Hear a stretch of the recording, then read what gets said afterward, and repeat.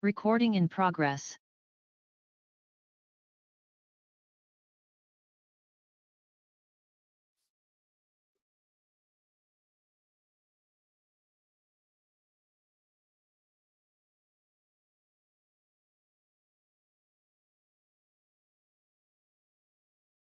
Good evening, everyone.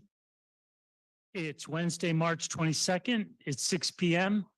This is a regular meeting of the Pacific Grove City Council, and it's a continuation of the meeting regularly scheduled for a week ago, March 15th. I call the meeting to order. May we have a roll call, please?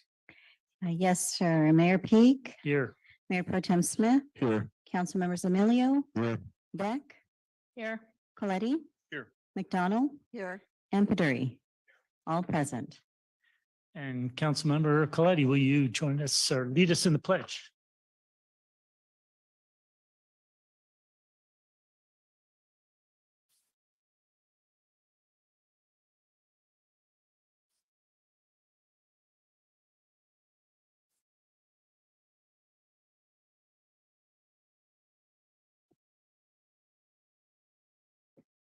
All right, next we have approval of the agenda. And I suggest, since we have students here that need to get home and do some studying this evening, I suggest that we move item 12A, Pacific Grove Summer Lights Special Events, and we move that to immediately following the consent agenda. I'll make that motion, Your Honor, to approve the agenda with the modification referenced. I'll go ahead and second it. And a vote, please. Mayor Pro Tem Smith, Aye. Councilmember Emilio, Mayor Peak, Aye. Council members Beck, Aye. Coletti, Aye. McDonald, Paduri. Motion carries 7-0 to approve the agenda as modified. And on to announcements. Mr. Rubens, do you have any announcements? There you are on Zoom. There are no announcements or reports from closed session.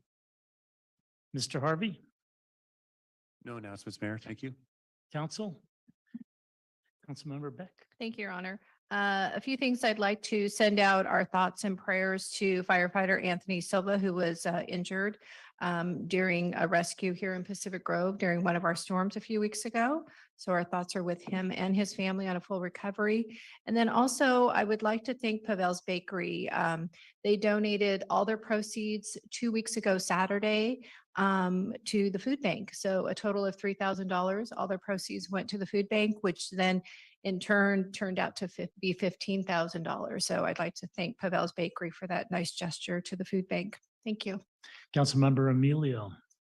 Yes, I'd like to report that MST received $125 million for their so-called their surf project, which is going to go south all the way down to Soledad, Gonzales, Greenfield. I also wanted to add that due to the recent storms, we've lost $312 million in crops, and we'll probably see it in the market price going up. I'm not a market economics researcher or anything, but with 312 million gone, plus the families that got in Pajaro, they were devastated. Farm workers were devastated, and they still haven't got to their homes yet, and they haven't been able to work any area like that. I also wanted to add that compliments to our community development department, Anastasia, in regards to trying to find housing, and also I just found an article about Huntington Beach has refused to do any type of low-cost housing or anything, and they're being sued by the Attorney General right now in the city of Huntington Beach. All right, moving on to the consent agenda, I'd like to pull item 7A. That's the fiscal year 22-23 budget amendment. Yes, Mr. And- Mayor, We Pardon? skipped general public comment. Oh, I'm getting ahead of myself. Federal public comment, please.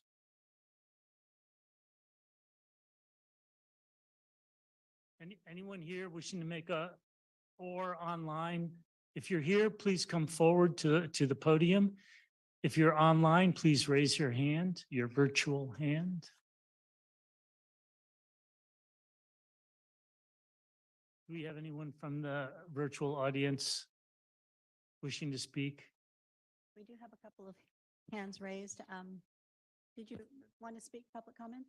You can come right up to the podium. Yeah. Is this turned on? Yes, it is turned on. Welcome.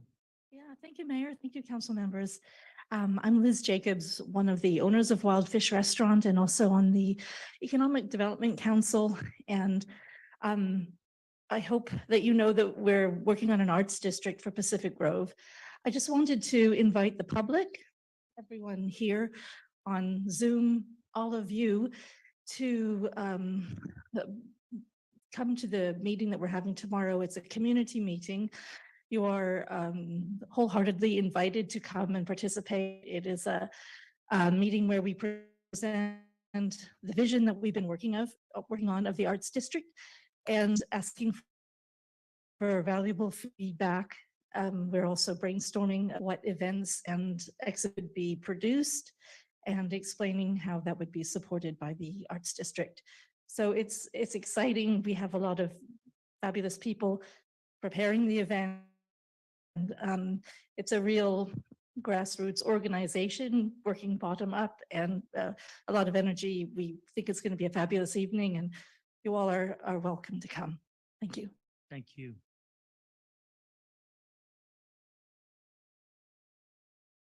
Welcome. Mayor, did I misunderstand? Is this general public comment? So General soon public in the comment. meeting? It kind of threw me off there. I know. Sure. Okay, well, okay, thanks. Okay, my name is Vince Tuminello. I'm a local PG resident, and I'm concerned about what progress and how you're going to address our city budget. I remember it wasn't that long ago, maybe 7, 8, 10 years, when the budget was $12 million. And now, am I right? The budget's in the 30s, 34, 35, $36 million? 30. Okay, 30. Well, that's a big increase from 12. So I'm concerned how the money's going to be spent efficiently and prudently. I know a big part of the budget is capital improvements. In that, I want to include the sewer project that we voted on a few years ago. We thought the project was going to be already completed a few years ago. And then it turned out it wasn't. And so we wind up with an additional $60+ bill on my monthly bill that was supposed to have already been completed a few years ago. I'm very confused as to how that happened. So I want you to please be prudent in how you make decisions like that. Mr. Coletti was somewhat involved in that issue. I don't think many of you were on the council when that was happening. Mayor Peak may have been. And another thing on the budget, a big part of our city expense is salaries and unfunded pension liability. Every time someone gets a raise in their salary, it automatically increases their future pension and the city's current unfunded pension liability, which I think is rather large. So, we're facing tough times here. If you follow the news lately, we had a problem with some banks, Silicon Valley Bank and First Republic Bank. This may be the start of the hard times, so-called recession or economic downturn. And if that comes to pass as a black cloud, that's going to seriously throw your plans, which you're thinking about right now, into a dark hole. So I want to caution you that you should be looking at cuts, not increases in spending, and you have to be very prudent here. I don't even know if the city people follow this, but I do.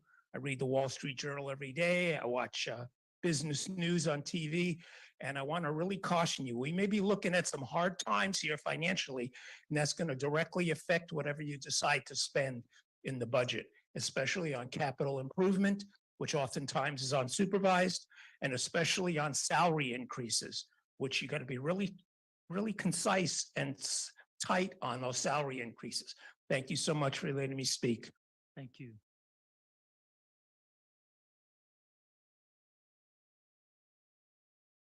Welcome. Hi, everybody. I'm Mike Gibbs, also with EDC, and I appreciate Liz Jacobs talking about the meeting for tomorrow. I believe it's at the Bradley Photography Studio at 566 Lighthouse. Starts at 6:30 tomorrow. I think it's going to be a great crowd. It's going to be a lot of fun, and hope to see everybody there. And I think Mr. Amelia made an announcement about the city of Huntington Beach. I believe the way it's working is that they're refusing to participate in the housing element. I think that's what's actually happening, and Huntington Beach is suing the state, I think is what's going on. I'd like to see more cities do that, because what's happening is I've been through a recession and a depression. I don't know what this is that's coming along. It's pretty dark. Let's call it a repression. I'm making up a new word. And so my wife Peggy is here tonight, and she and I dissolved our business, our for-profit business, at the end of 2022. We just couldn't make it anymore. We put it away after 15 years. And we're experiencing exactly what a lot of people here in PG who run small business and family businesses are experiencing. Mortgage rates are at around 7%. Small business loans are 8% SBA, 10 to 12% commercial. EDD audits, if you're familiar with these, are up 30% for small businesses in the state of California. They're just killing them. They're on a 6 to 12-month cycle. We went through one ourselves, and it's a killer. They didn't find much. Workman comp rates are up. Operating expenses, primarily rent, utilities, are up 33% since 2021 for small businesses, right? Wages in California, my brother just moved his business to Texas. They're paying $7.50 there. We're paying $15.50 here. I'm not against the minimum wage that's higher, but we have to compete with these other states. So I could go on. Commercial real estate rents, even in this market, are up. Vacancies are also up. So we're facing a really interesting kind of a situation where people have got commercial property that's empty and their lease is going to be up. They're going to have to renew at a higher rate or just vacate completely and abandon the property. And on top of that, we have Prop 5, which makes it really difficult for small businesses to hire people on a competitive basis. So, what I'm going to recommend here is that I'd like to see the council and the budget folks on staff come up with a contingency plan, just for the heck of it, to do a little experiment, a contingency plan for the budget that is looking at a 10% lower amount that is budgeted right now. And just a blue sky kind of a thing, because it's not all going to be bluebirds and lemonade for the next 3 years. So let's come up with a contingency plan that says, what if we have a really difficult time? And then how do we support our local businesses? How can the EDC help support local businesses when and if that happens? We should be ready and not be blindsided by any, repression or whatever is that you would like to call it. So give that a lot of thought. I appreciate it. And help is not coming from the federal government, nor is it coming from Sacramento and Mr. Newsom. Thank you. Thank you.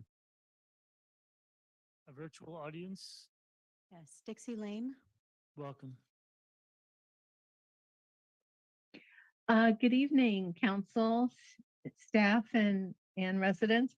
I was just listening to some of the issues that people were talking about in terms of budgets and money and everything. And I think one thing that should be laid on the table is that these power outages and internet outages we are experiencing this year, not unlike we used to experience back in the 60s and 70s, I might add, before our weather patterns changed. But I don't see those going away anytime too soon.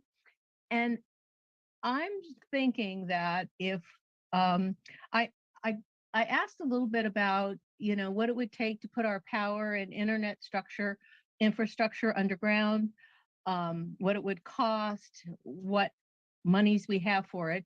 And we have very little money set aside for that. And it's a big ticket item. But I think that what staff needs to do, if I can be so bold as to say that, is that what it costs the businesses to be in and out of business over that period of time with no lights or anything, what it costs the residents in our destruction that took place in our homes, all the food we had to throw away.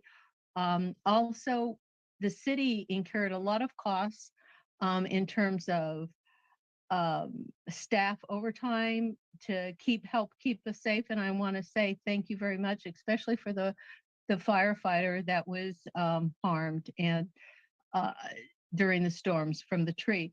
But I just think that if we need to look and look at this and get these power lines and all this infrastructure underground. I know it's incredibly expensive, but I think that we can't afford not to do it. I know that there was a period of time I lived in Mill Valley, which just happened to be, it's a little small town in Marin County, very much like our own, a lot of wooded area, 14,000 people, and they bit the bullet and they put it underground. I think it was in the 90s. And it made a world of difference. I think if you probably polled the residents and the businesses in the area, they'd say, yes, we have to do it. And they found a way to pay for it. And I'm not sure what it is, but I'm sure they would share what they did with you, because I know it wasn't a pinch on me as a property owner then in Mill Valley and as a business owner. So I don't even recall what it cost, but I just remember what a godsend it was to get it done. So I think I'd like to ask you to put that on the table. Thank you very much. Thank you. No other hands, Mayor. All right, a closed public comment. I'm sorry, And- one just popped up if you'd like to take that. Okay, Thank you. Inga Lawrenson Doimer. welcome. Thank you very much. The whole undergrounding thing I find fascinating because I was, of course, without power and everything else also. But interestingly enough, back in the 80s, I was Set the timer. Sorry. forced to pay for my undergrounding from the street to my house because it had been deemed by city council back then. And I will try and put in a public records request to augment any papers I have on that. It cost me $800 to do back in the 80s. I was penniless and it was amazing, but it was supposedly a health and safety issue. Well, now here I am, yes, over here by the ATC, and I'm undergrounded, but of course I'm connected to the rest of the city in the grids. And so what good does it do me? None. And I was forced to pay for it then. Unless we get the whole city done, it doesn't mean anything. And I think it's time we move forward towards that. Thank you very much. Thank you. All right, close public comment. Move on to the consent agenda. I already mentioned I want to pull item 7A, the amended budget for fiscal year 22-23, and move that to 12C. Do we have any other items, Councilmember Pador? I'd like to pull item 9C, please. I'm sorry, which one? 9C.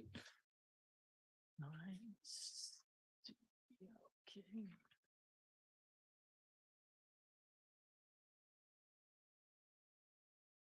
And let's hear that as 12D. Okay. Any other items from the public? Anyone wishing to pull a consent agenda item? Nobody online, Mayor. No one?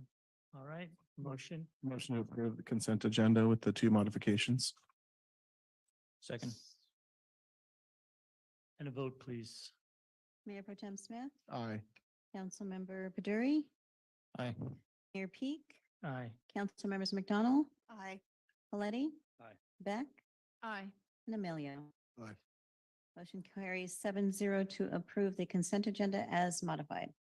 All right, just very briefly, what did council just approve? We've just approved our minutes for meetings on March 1st. We've adopted a resolution amending the council policy 0005 regarding residency exceptions and email groups. We've received reports on the check register from February, core revenue report also February. Workers' compensation third-party administration agreement. We've approved that. We've approved appointments to the BNRC and Museum Board. receive minutes from the Beautification and Natural Resources Commission, minutes from November, December, and January of this year. And that brings us to the regular agenda. So we're moved to item 12A, Pacific Grove Summer Lights Special Event. Okay. Welcome.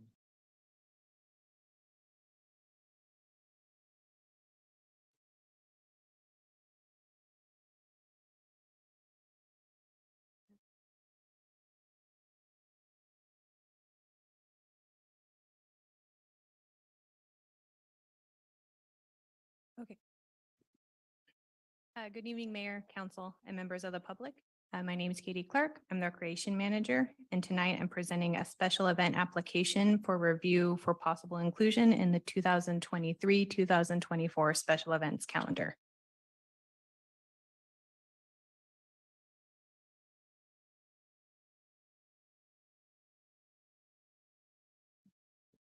This slide outlines the special events policy 900-1. This was reviewed in detail at the February 15th City Council meeting, but I included it tonight for reference for those who may want to see it. At this point in the calendar year, we have already, City Council has already approved the 23-24 special events calendar on February 15th, 2023.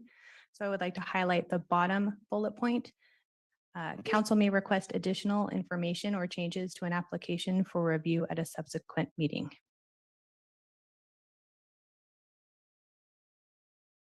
View of the two possible event classifications.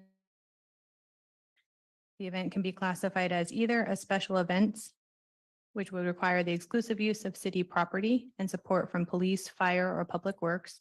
This event would be billed at full cost recovery rates for city staff support and facility and equipment use. Or it can be classified as a city-sponsored event. This includes traditional events that are primarily hosted by the Chamber of Commerce, the school district, or the city, and it would receive all costs associated with this event, including city staff and equipment and facility use, would be waived. The application for review tonight is the Pacific Grove Summer Lights. This is a review of what has already occurred with regards to this application. The Recreation Board meeting that took place January 26, 2023.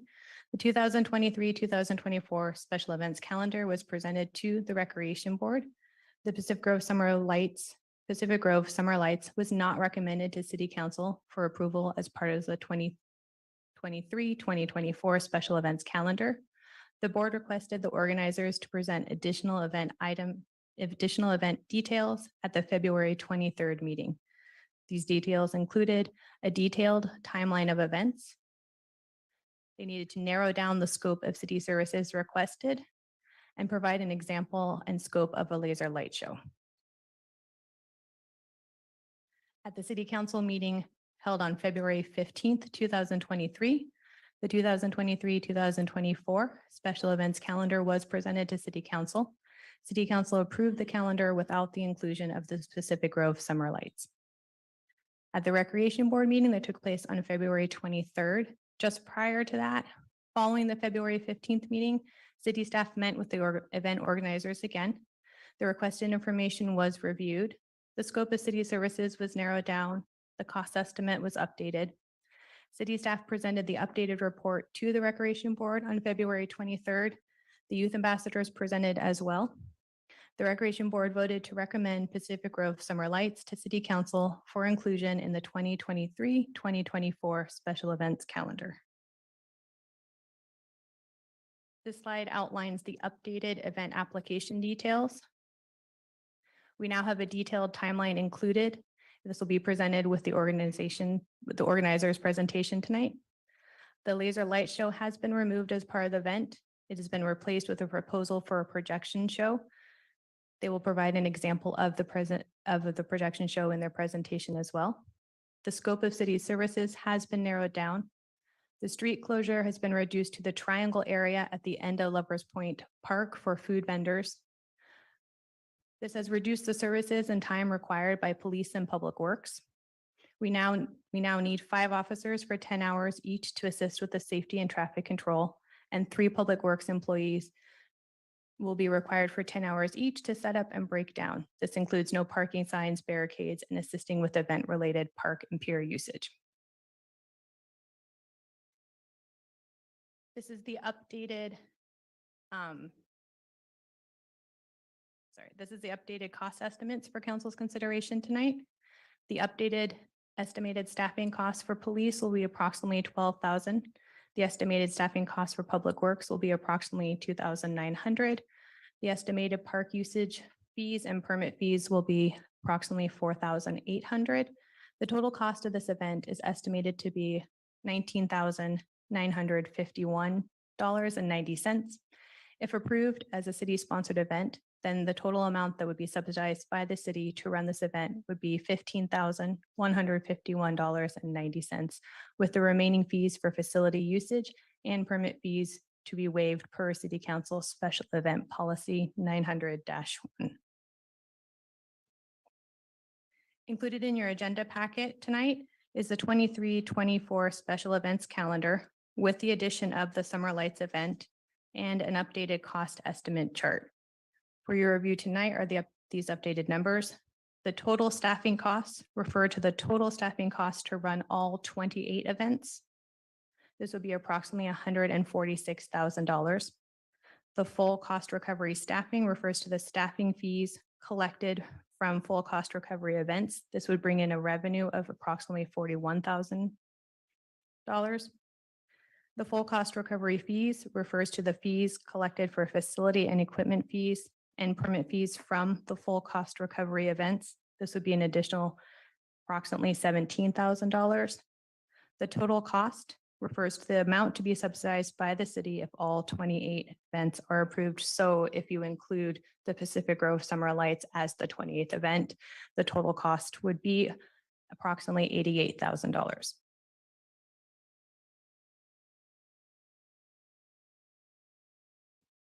Your Honor, members of the City Council, I'll be taking this slide as I've been directly involved with any permitting that's necessary. And I know you've all been receiving some email inquiries regarding coastal permits that are necessary for our special events.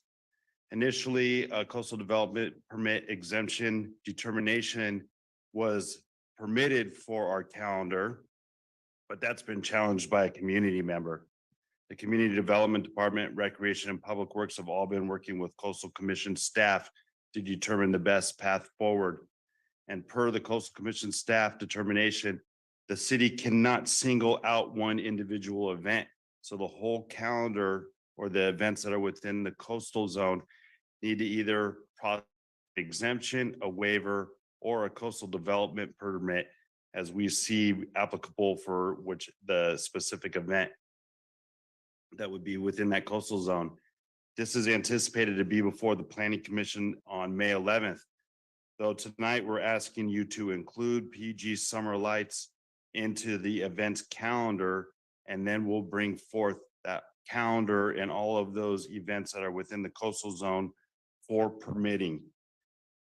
The Planning Commission will initialize that permit, and we need to just have the City Council approve the events. You've already approved 27 events on that calendar. We'll move forward and get those permits now after. So I just wanted to give you some brief background on the coastal development permit process. Next slide, please. So the recommendation tonight is to approve Pacific Grove Summer Lights for inclusion in the 23-24 special events calendar and approve Pacific Grove Summer Lights as a city-sponsored event and waive the fees for city staff support and equipment and facility usage. Thank you very much. That concludes our report. And we do have the youth ambassadors that would like to give an overview of their event, and they have a presentation that they'll be presenting right now. Thank you very much. Welcome. Thank you. Would you introduce all? My name is Caitlin Boats. I'm the current president of the Youth Ambassadors, and I'm here with my fellow ambassadors tonight. We are here to overview the Pacific Grove Summer Lights event.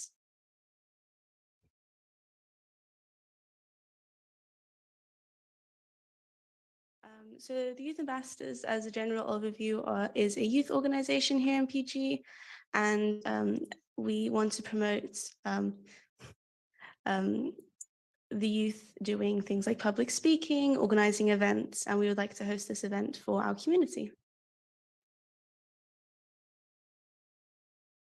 Our goal for this event has a theme of entertain and educate. This event will be hosted at the grassy area at the Lover Point Park. Following the theme of entertain and educate, we are including multiple different cultural groups to come present and have everyone else participate on the pier. We are going to do a 3D projection show, and I believe later in the presentation there will be a video as an example.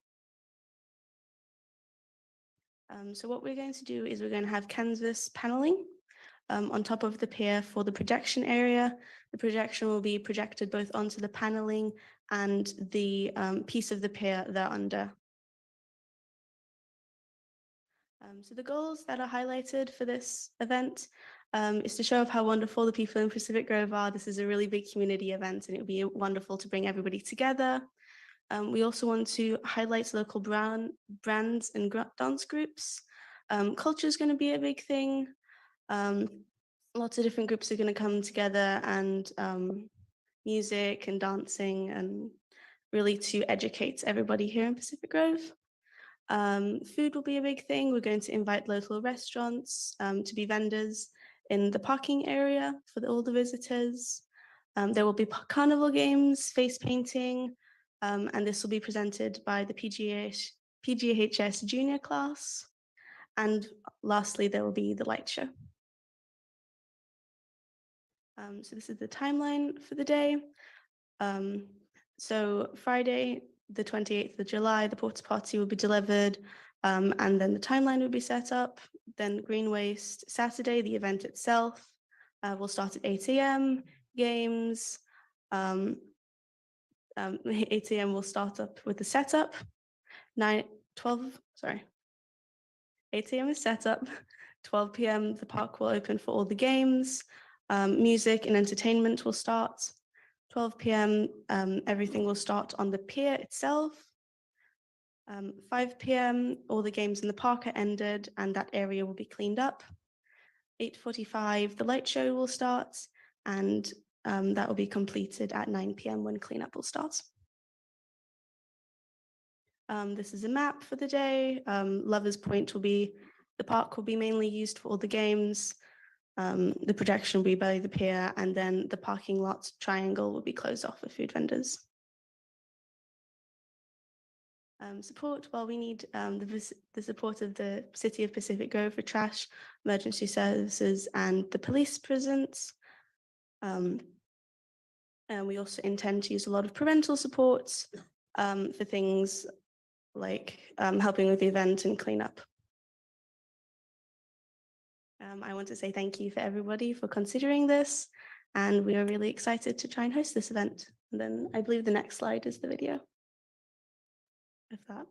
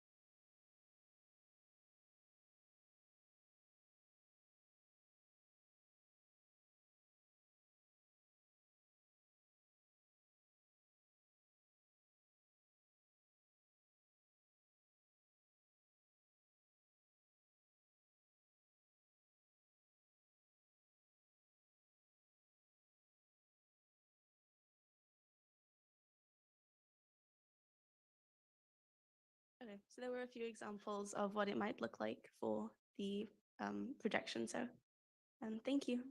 Thank you. Anyone else? You're there. You want to speak? Anything else you want to say? Just come on up. If not, that's great. We're going to let other people talk about this event. Thank you for being here. Okay.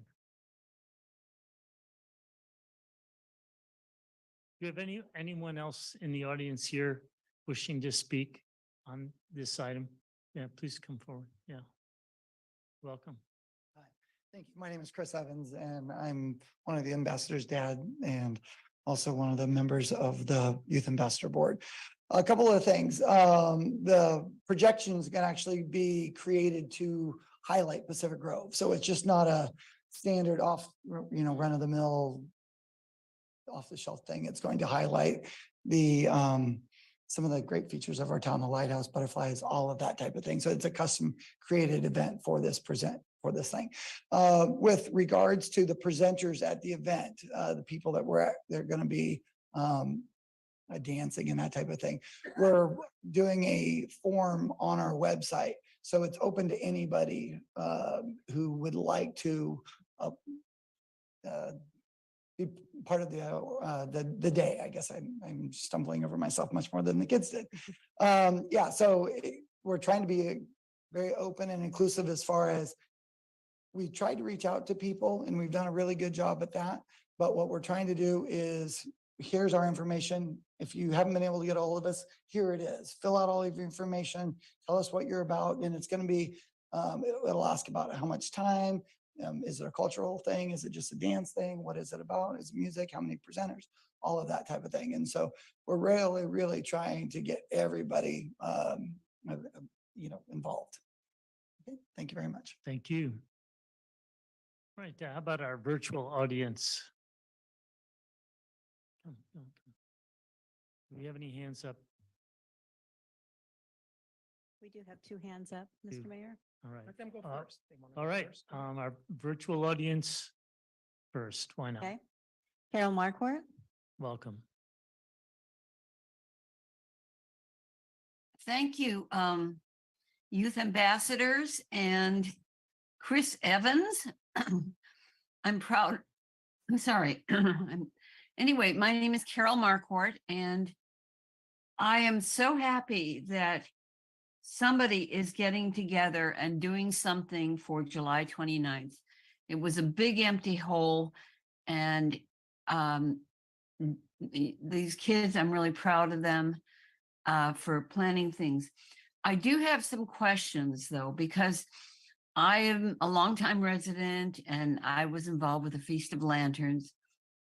And I know you can't bring all that back. You want to have lights and family participation, but I was wondering if the business community is going to profit from this. I mean, frankly, one of the things when we brought in 12,000 people in one day, the business community did benefit from this.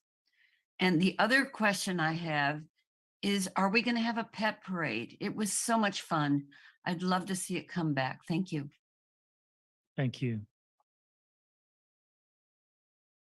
Lisa Ciani. Welcome. Thank you. And excuse me, I'm very hoarse tonight.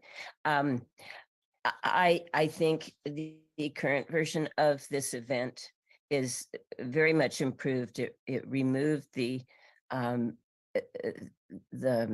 laser light show, which there had been no assurance that would not have an adverse impact on our coastal wildlife. The cost reduction is certainly a good thing also, but I hope this will be the beginning of developing a wonderful community event, multicultural event, that anybody can participate in, as was described, any cultural groups and businesses. I do have concerns about the liability of these projection screens on the pier, which is barricaded off, because the pier is dangerous. I assume they aren't just keeping us off there for no reason. So I wanted, curious who has the liability for that. And then as far as this will be going to the Planning Commission on May 11th, as Katie explained. I did challenge the city's determination that all the events in the coastal zone would be exempt from a coastal development permit, because there simply was not an understanding on the city's part of what the LCP says. And the Coastal Commission Executive Director agreed with me, actually had a stronger interpretation, because they said any event that's in a coastal park or beach cannot have an exemption.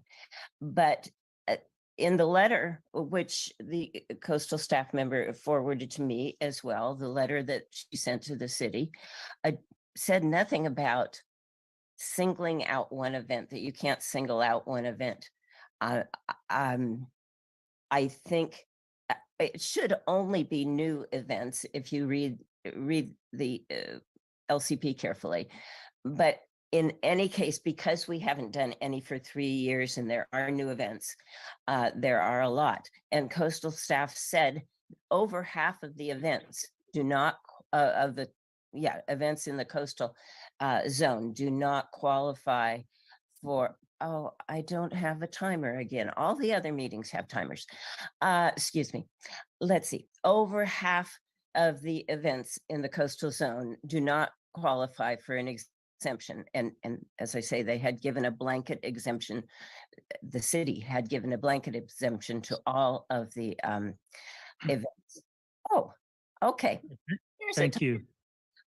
May I just say one last sentence? So May 11th, we're going to be addressing that. Yes. Thank you very much. All right. Okay, Welcome well, back. thanks again. Vince Tuminello, back up the microphone. I want to compliment these young people, these ambassadors, for putting in the time and the effort to be given an opportunity by the city to put together an event. I know I used to be in high school, we all did in college, and putting events together is a real learning experience. It involves a lot of cooperation among the group. Sometimes you get some teacher or parental help, a little guidance there. And I think these ambassadors are headed in the right direction. As a city resident, I'm looking forward to seeing what they do. We realize this is their first opportunity, their first experience. So we got to be a little considerate. Maybe it's going to be 100% perfect. Maybe there'll be a few things that need to be tweaked, and we're not going to know any of that unless we give them the opportunity. So I want to ask you to support their efforts to work things out with the Coastal Commission if they need to have jurisdiction over our park. And about the pet parade, you know, I was here at a meeting some time ago, and there was actually a vote from the city council if we should even have a pet parade anymore. And I think it was a 5-2 or a 4-3 vote. There were council people who spoke against the pet parade. I mean, I'm aghast at that. And then those same people showed up at the pet parade and had a great time. So wasn't that ironic? If you were there, you saw this all happen. I was. So let's encourage the kids, the students, the ambassadors to do this with some help. I'm all in favor of it. Let's give them this great opportunity. I'm looking forward to the event. I hope you are too. And let's include the pet parade, because I think some of you learned your lesson that the pet parade was a great thing to continue and should not have been disavowed. So thank you so much for listening to me. Thank you. Please. And by the way, the pet parade was already approved. So welcome. Hi, Peggy Gibbs, resident. I just wanted to again say how wonderful it is to have all of these young people participating in civic events. We really need our young people to be a vital city. And you all end up becoming the mentors to them that suggest how they can carry this off and be successful. So yes, they make a presentation, But I urge you to get involved and give them mentoring so that it can be successful in some of the details that they may not be able to do, such as the Coastal Commission and other things. The other thing is, this will be their first event. And I think we need to offer them a lot of grace. They can't know what they don't know yet. And just as you didn't know at this age, they can't. So again, if you have a strong opinion or you have a suggestion, go see them, help them out, volunteer, or suggest someone who can. The other thing I would say is if there's a concern with city budget, I would recommend that you help them seek sponsoring so that it can be pulled off, because there has to be people in the community who would love to help this happen. And the multicultural piece that they're trying to pull off only will happen if people come forward. So they can put it out there, but all of us need to help them put it forward. So again, it'll be successful if all of us support them. Thank you. Thank you. All right, I'll close public comment and council discussion. Councilmember Beck. Thank you, Your Honor. Well, I definitely support the ambassador program and thank you all for getting up and the one speaker as well. It's not something we all feel comfortable with. And I agree with Ms. Gibbs, everything that she commented on regarding our youth. And in today's world, to support our youth means everything. And to have our community support this program and it be their first time out of the gate, get successful, I support you 110%. And I'm just saddened that I'm going to be on vacation that week. So I won't be able to enjoy it, but I look forward to seeing videos. So I support it. Thank you. Mayor Pro Tem Smith. Oh, thank you, Your Honor. Thanks for coming out tonight. I appreciate the attendance by the youth ambassadors. I know this is an event that my young daughters will love to attend, and so I look forward to it and definitely support it. And we'll do whatever I can just to back you guys up. Thank you. Councilmember Emilio. Thank you, Mayor. I also support the event. I think it'll be a great community, Pacific Grove community feeling. It'll be the first year, and other events which I've pulled off when I was in my prior life in education, it takes time to kind of tweak it each year. And I could tell you will be able to do that. And looking forward to it, and I support the event. Councilmember Coletti. Thank you, Your Honor. First, congratulations for doing such an excellent job last year. And I'm looking forward to this new event in the calendar. And so I'm enthusiastic, and I'd make a motion to adopt the recommended action. Councilmember McDonald. Yeah, I just wanted to add a thank you for adapting, recognizing that there were concerns about the initial plan with the effect on our wildlife. I think that's a really great way for you guys to see. Sometimes we have to adapt in light of special needs in our communities. So I love that you brought together another plan and that you're really working to make it a really multicultural event so that we're celebrating all the people of your community, of our community. So thank you all very much. Councilmember Pedori. Thank you, Mayor. I'm also supportive of this. I would like to commend the folks who are stepping up over here. Part of the activity that you described was public speaking. So here you are public speaking. So thank you.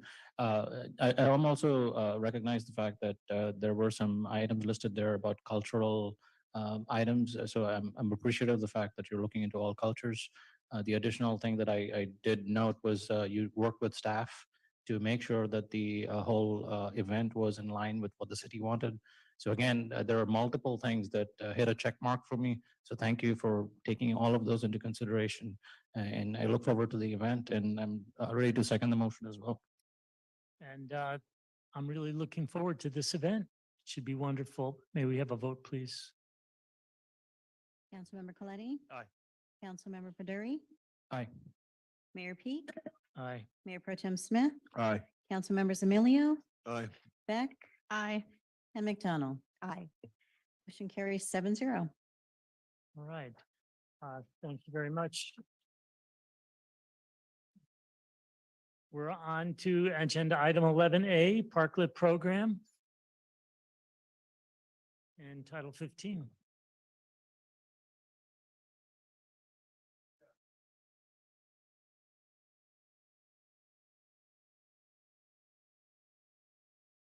Welcome.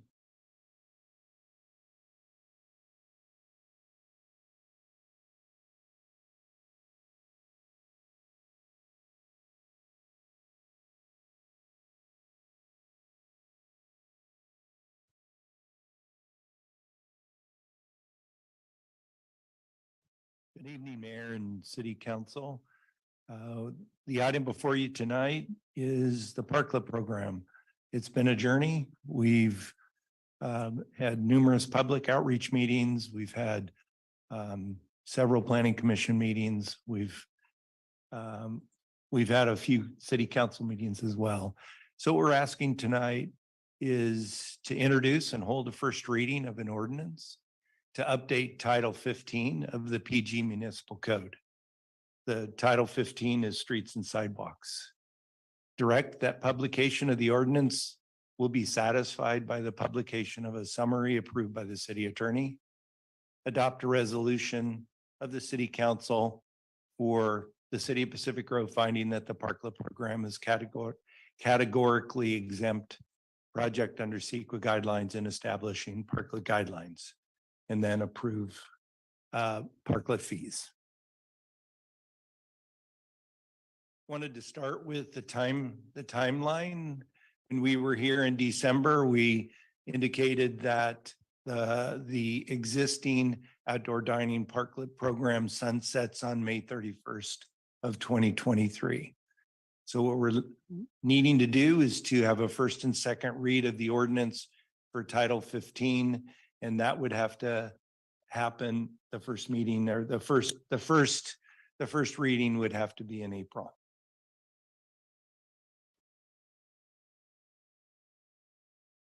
I wanted to spend a little bit of time going through the elements to refresh your memory on what the Parklet program is. I think that there's some misunderstanding of how it all weaves together. So I'd like to start with the council direction last time is that they wanted to keep existing parklets as they are. What that means is each parklet will need to obtain an annual encroachment permit. We'll talk a little bit about this as we get into Title 15. Adhere to the requirements of the parklet guidelines, follow the maintenance plan, and pay fees subject to whatever the fee schedule the city council adopts. Okay, let's start with update of Title 15, the city municipal code, which is streets and sidewalks.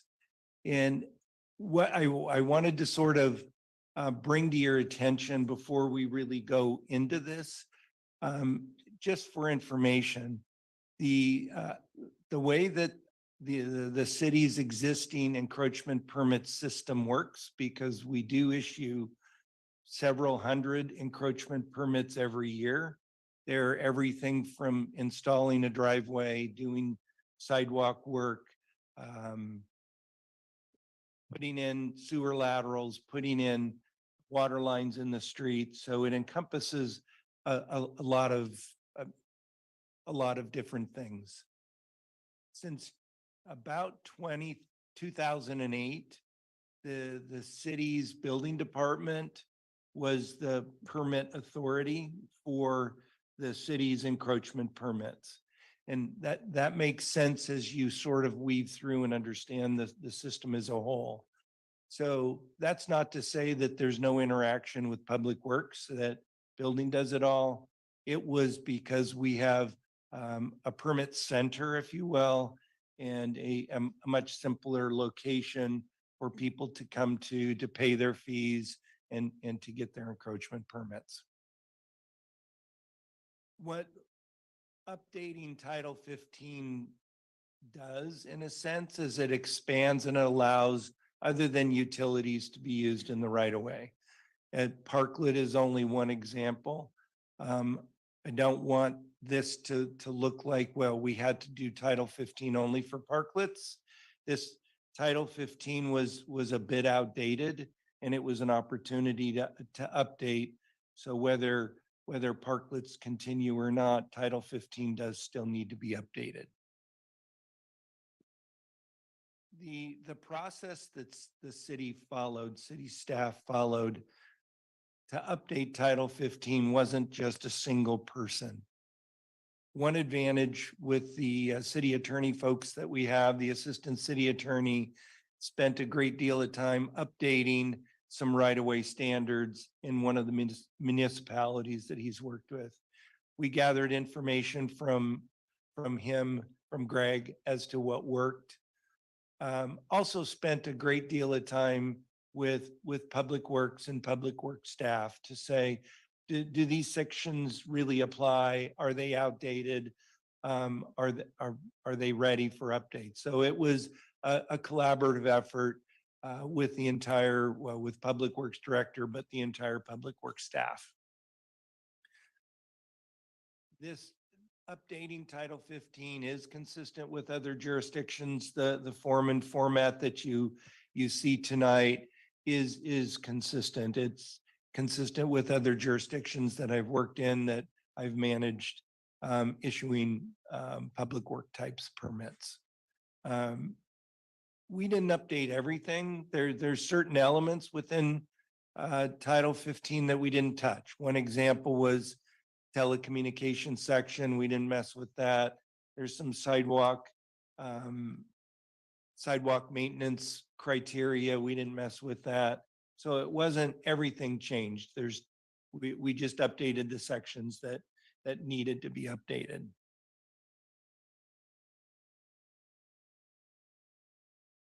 The revised parklet guidelines. So what we did following the last council meeting, to where we had feedback from public as well as the city council, we tried to capture what it was we understood this council was looking for. We created some more detailed guidelines, design elements, a new drainage and utility section. We added some fire protection. We did add a maintenance section, and then we detailed outdoor dining.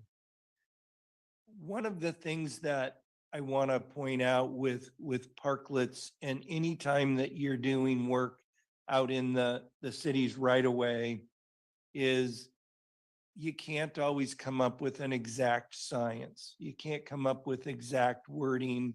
Like a building code is far more exact. It is, you do this, this is what you shall do, and this is what you shall not do.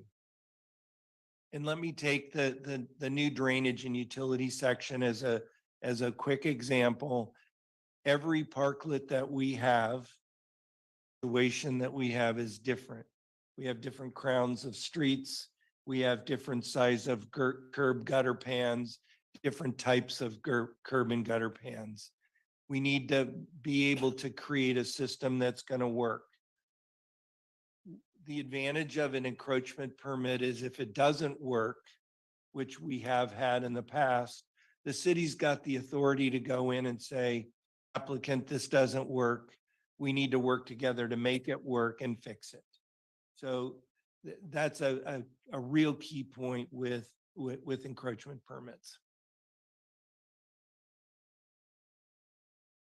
That's the end of what I have.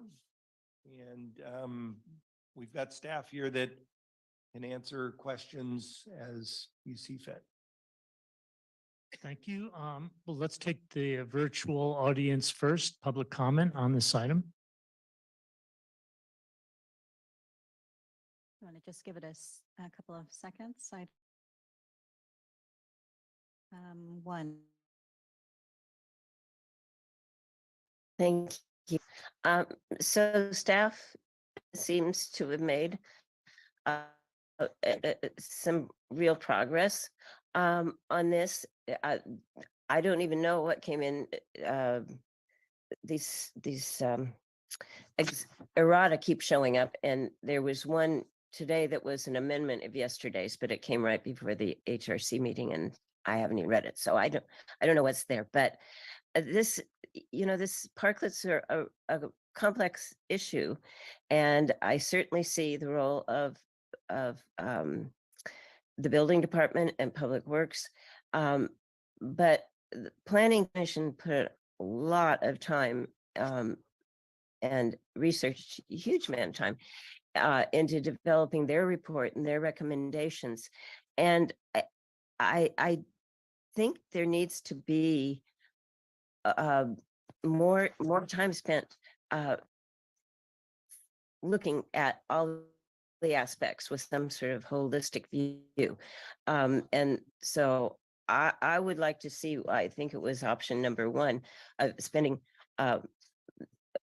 more time studying the situation. So I assume that would be a city council subcommittee to just make sure things are fitting together right and all the important points are getting covered, because what's important to a planning commission may not be as important to other staff, to staff rather. So that's what I would urge, is that there be a further study of this. I don't think it's ready for first reading. Like I say, we had to ask and ask for clear representation of what they had changed in Title 15, and that was last week. And then in between then, there's been more changes, and they've finally addressed what they changed in the parklet guidelines. So I just don't think, even though it may seem like this is not rushing, I think it's an issue that needs more time spent to understand it well and get the details right. That's so important, because parklets can be wonderful. So many people love eating outdoors, but there have been a lot of concerns about safety and other concerns. So I think it's really important to take account of all of that. Thank you. Thank you. Marcia? Welcome. Hi, I agree with Ms. Siani. It just seems like this is not ready for prime time, so to speak. For one thing, restaurants as businesses, and many of you probably know this, have a high risk for failure. So approving, this encroachment permit plan, and then together with the maintenance, drainage, and utility and fire protection, who is paying for that? I'm thinking this is Joe and Jane taxpayer in Pacific Grove. They're going to be making these improvements, and the restaurants themselves may shut down and end up being rented to a medical clinic or something like that. And I, together with the other, errata ridden plan for upgrading sidewalks and streets and permitting for, a contractor who wants to have a big dumpster on the street. He gets 7 days, and he can put his cement bags no closer than 5 feet from the street. I mean, it seems like we're giving a lot to the exemptions, the CEQA exemptions to parklets that may or may not be successful 2-3 years from now.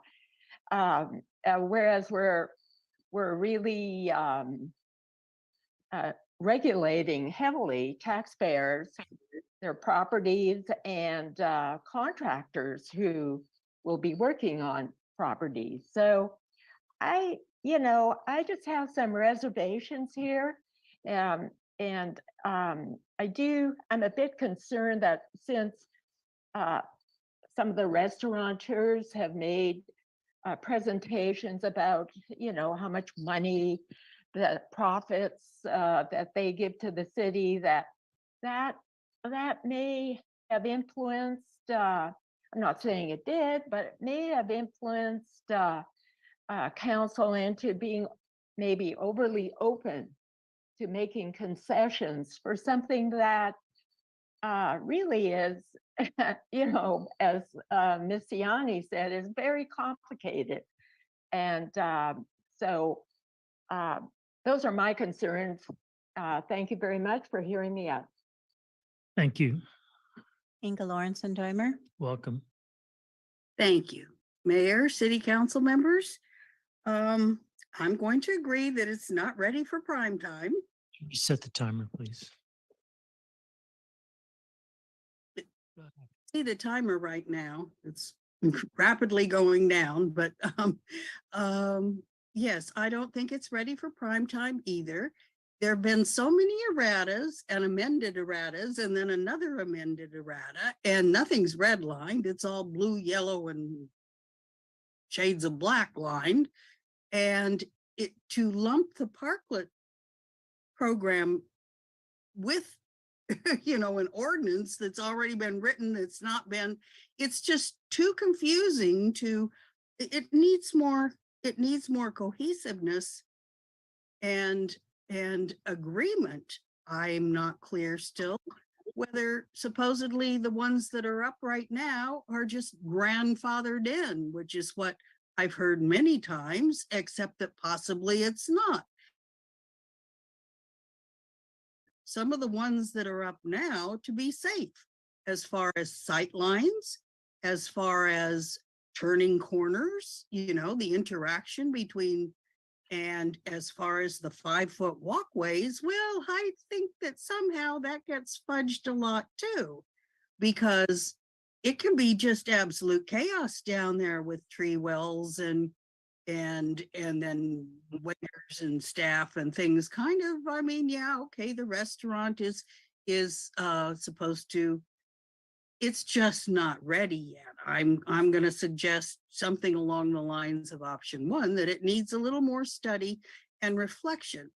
One thing that I really take umbrage with is a line in the location criteria that says city staff does have the authority to make exceptions when a hardship exists.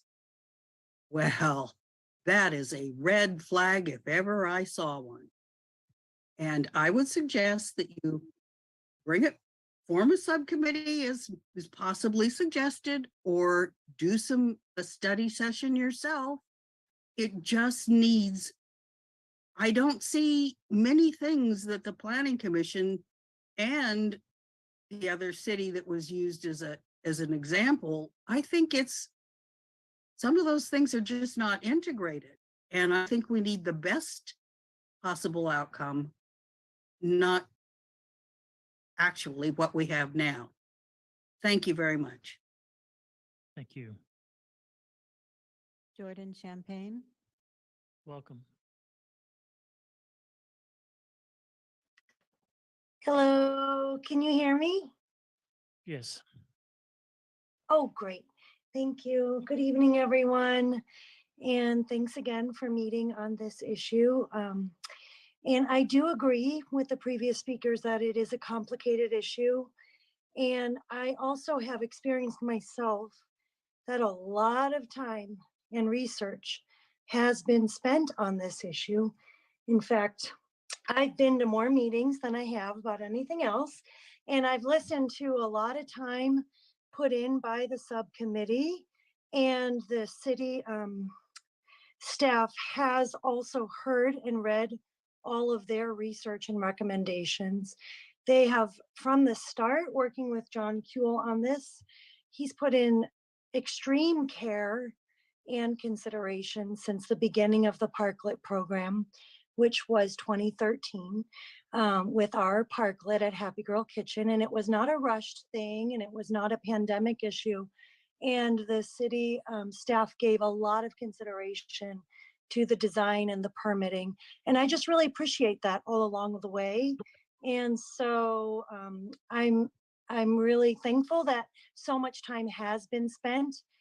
And I think we are up against a deadline, and not that it's been rushed. I mean, it's been some real solid time that everyone's put into this and a lot of research. And I definitely, in my opinion, it's time to move forward and start analyzing and reading this report, and moving forward with a solution, and continuing the program. So that's all I want to say. Thank you very much. Thank you. No further virtual hands. All right. Comments, please come forward. Welcome.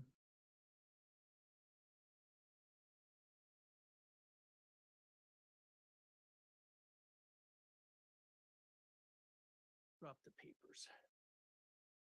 My name is Steve Lilly. I am here this evening as Chair of the Planning Commission with Claudia Sawyer, who is also a member of the Planning Commission, and we served as members of the Parklet Program Subcommittee that met in September and October that put together the Parklet report that you received on. Well, the initial draft came out on November 5th, and Commissioner Beck at the time, now Councilmember Beck, was also part of that group. I just want to first just make a couple of comments about this. We wrote you a letter on Monday regarding this that we sent to you.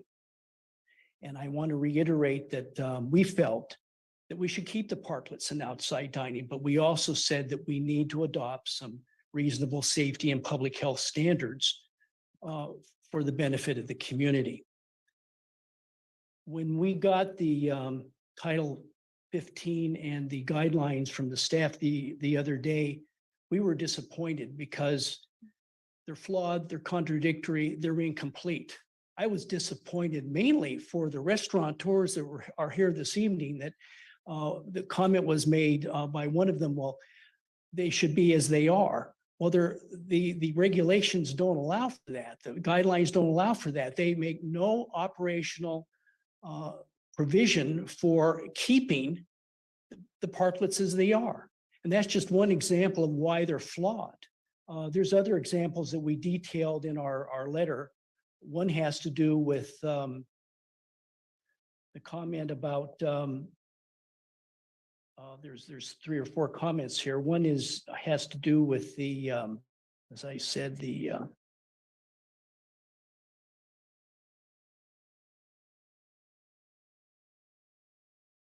drainage that Mr. Keel talked about. And we pointed out that the guidelines appear voluntary in that regard. It says projects should allow for curbside drainage flow. He makes a cogent argument that there needs to be flexibility, but the flexibility that's described in these guidelines really allow the staff to do whatever they want. And if this becomes an issue of discretion, then we also think that this should come before the council or the ARB or even the Planning Commission in an appeal process, which is totally ignored. One of the other provisions that's contradictory says that in the guidelines, it says that the public official, the building official, will be responsible for the parklets, presumably to give permits. In Title 15, it says that the Public Works Director will. So which way is it? So these are just some of the things we think you need to consider and why we propose then that you adopt having a committee look at this in detail so that we can then proceed. Thank you. Thank you.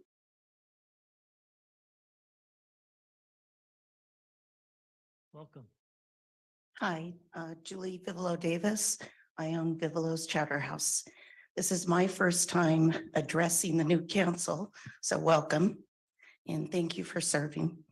I just want to repeat some of the things that I've said at some of the meetings that to me I think are very important.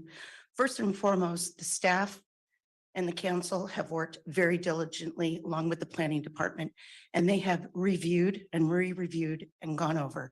I will say that probably the best thing that happened to the restaurants in Pacific Grove was the city staff saying, build it, get out there and build it. We saved my 33-year business. We would have gone under. We would have absolutely closed our doors. So you guys, the people that put it together and said, build it, and we did. It was expensive. We didn't just throw it up, and we are very concerned with the safety. Every restaurateur that I've talked to is, behind making it safe. None of us want our patrons to ever be harmed by this. I also want to say that it's changed the whole character of the city of Pacific Grove. And I am a native, born and raised on the peninsula, and you drive down and you see people, and it's fantastic. We were the first to get the parklets. We're the longest that we've kept them. Thank you to the city. I don't know what to say. I hope that you proceed forward in a fair manner, and that, we're all on the same board of trying to make this safe for everybody. I know that it's important to all our businesses as well. And I want to say, I love the city of Pacific Grove. So I'm not trying to harm or be excessive that is going to be illegal. I'll follow all the guidelines of the safety. We've got a very professional staff that's taking care of everything. I know the planning department's looking at everything. So let's just move forward. Thank you. Thank you.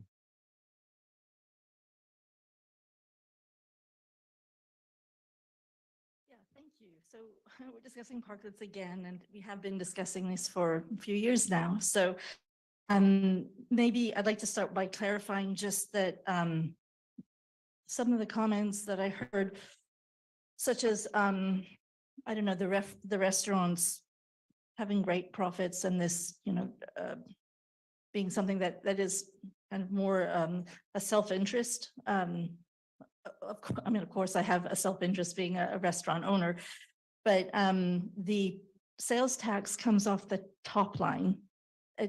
It doesn't reflect what profit or loss a business makes. So you can pay a lot in sales tax and have a huge loss. So and I think a lot of restaurants are experiencing that right now. So there's a big difference between your top line and your bottom line. Also, all the restaurateurs have paid for their parklets. No one's helped. We've also done the maintenance on them, and every time there's been a new requirement or upgrade, we've put our hands in our pockets and done what the fire department has wanted. We've done what the city has wanted. We've in fact preempted the drain thing because we were having issues with the big rain that we're having, and we've already installed our drainage. So there's no taxpayers paying for that. It's solely the responsibility of the people who own the parklet. In terms of safety, this is an interesting one. I ask for feedback all the time from people. It's just my talking point with people that come in the restaurant, people on the street, anybody I meet. I get a lot of positive remarks. I've never once heard anyone say that they were concerned about safety. So I was kind of surprised with the Planning Commission finding that safety is a big concern. And I think if you look at the way the questionnaire was worded, I think that surveys can elicit responses. You can almost design what you want to elicit. There was a question, and I didn't prepare this for today, but I just remember it was something like, do you feel safe when you walk near a parklet? So that's an odd, I find that an odd question. It's like, you might word it in a different way, but I think, by prompting someone to talk about safety, I think that actually you're going to elicit some kind of am I weird not to say, yeah, it's a concern, like if you're bringing up this concern and, you're an authority, and, I think it does prime a certain type of response. I have to say, in just open questioning, I've never heard anyone say that. I think that there's a big difference between perceiving something to be unsafe and, you know, feeling that you should comment on it being unsafe and actually Thank you, feeling Ms. unsafe. Ms. Jacobs. Is Thank this you. it? Okay, thank you so much. Welcome. Good evening, Council, Mayor. My name is Jenny McBrenner. I'm the CEO of the Pacific Grove Chamber of Commerce, and I'm here tonight just to reiterate what I wrote in our letter to the council. You know, that this has been an ongoing process for many, many years. Lots of people have reviewed this. City staff has reviewed it, Planning Commission, City Council, restaurateurs, groups have reviewed it. And if there's more time and energy that needs to be spent on it, let's do it. But also we are up against this deadline. So that is the piece of it, the how piece. We get to what we all want, which I think almost everybody is in agreement that parklets are really good for the community. So getting there, the how piece of it, as long as we're not putting ourselves in a deficit of time, you know, let's work together. So thank you for your time and for your service. Have a good night. Thank you.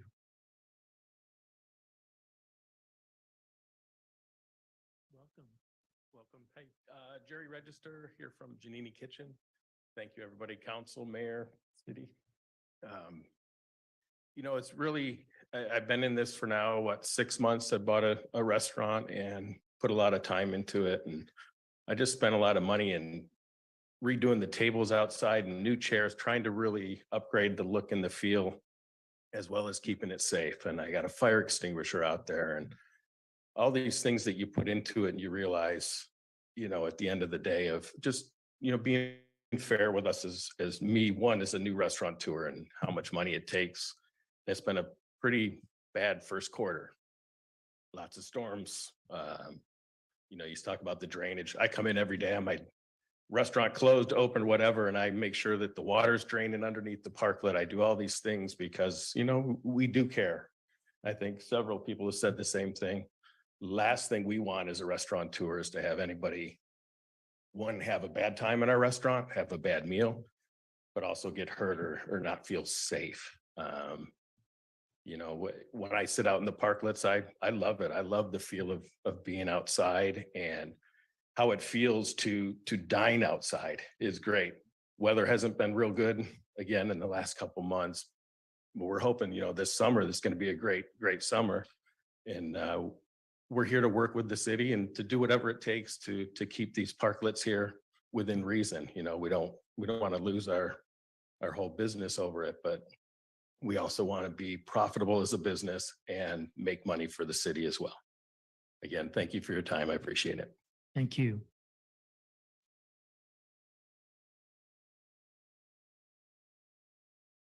Welcome.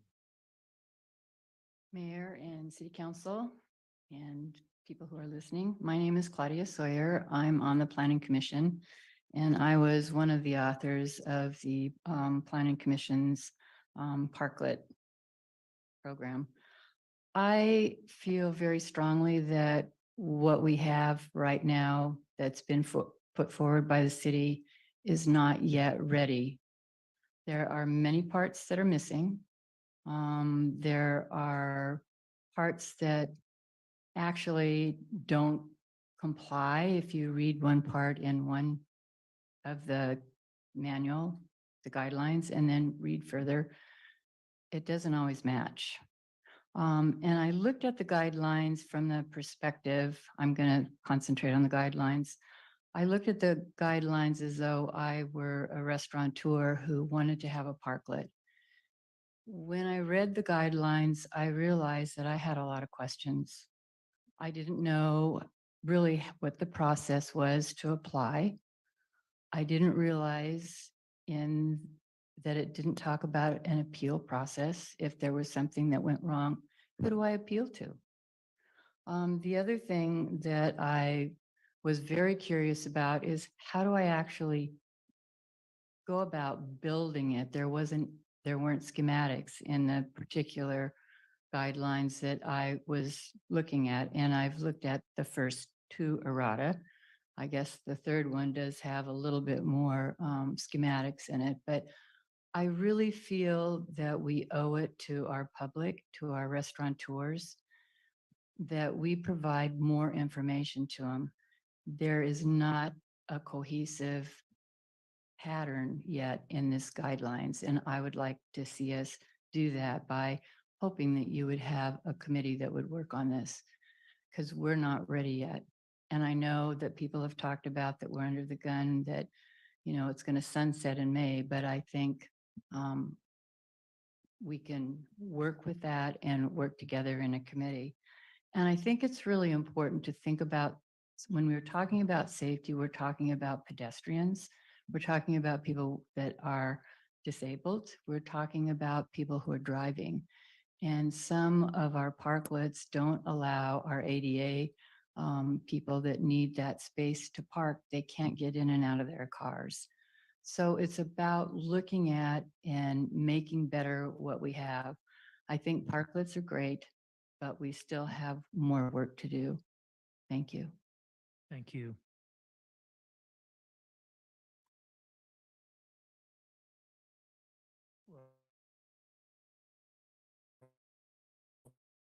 Utilities, but as I recall, when this started with outdoor dining, not the parklets, but outdoor dining, there were restrictions by the water district and the sewer district, and it was based on the number of seats. And it was a total of outdoor dining and indoor. They had to limit that. With the parklet, I believe it was waived. And I'm just wondering if that's reinstated, what that will do to the businesses. So if it's been addressed or checked into, I think that's great. Thank you. Thank you.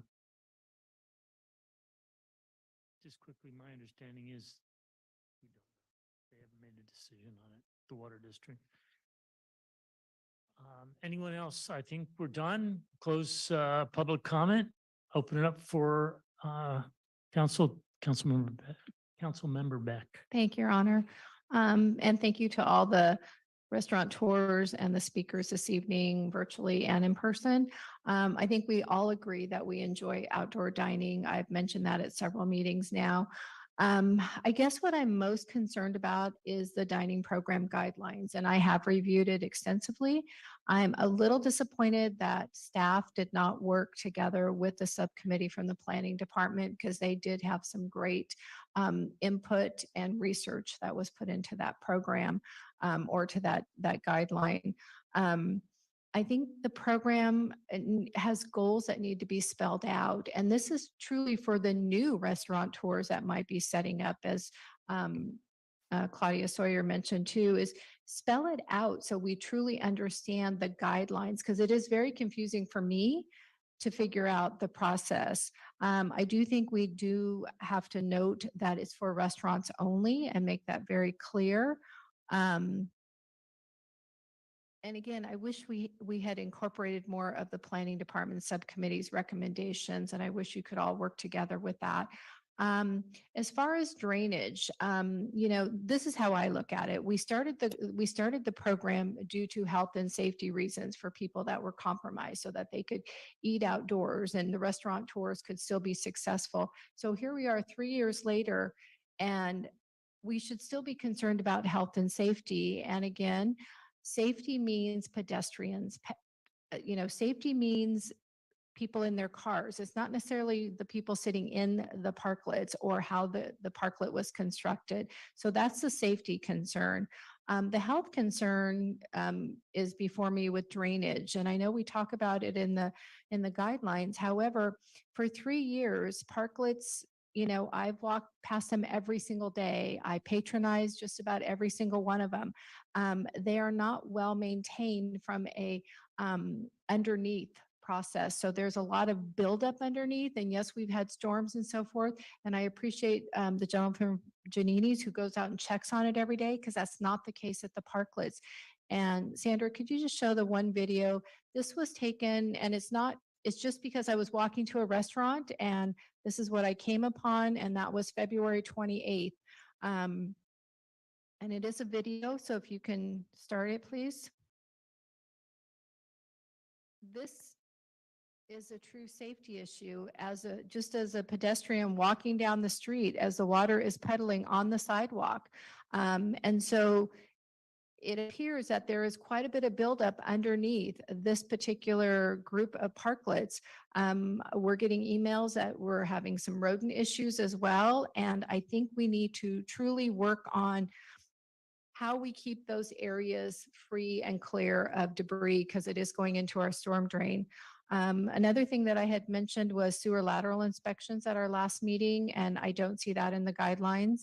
Again, talking about safety, work together with those parklets that do not fit within that 20-foot setback to allow for pedestrians to cross properly. So I think we have to work with those restaurateurs that have their parklets that are right at a crossing area, and we have several of those. The other thing is looking, I could go bullet point by bullet point, but I'm just going to kind of highlight it here. Path of travel should be 5 feet from any existing obstacles, including the trees and utilities. Enforcement, who's going to be enforcing this, especially if I'm observing these things just as, you know, a patron or a resident walking down the street, who is enforcing this? And I think we need to have clear, concise program guidelines. I know we've had unusual weather, but I believe this will become our norm. And what I see is quite a bit of the debris, and that is concerning. I am prepared to make a motion that we form a city council subcommittee and extend our current temporary parklet ordinance. I have to say I was a little concerned about the errata sheets that were coming, a little bit too much information for the residents to consume, for council, at least in my opinion, with all the changes. And I just think we should be able to work together with the restaurateurs that do not fit within the program guidelines of lack of program guidelines, I guess I could say. So that's all I have for right now. Thank you.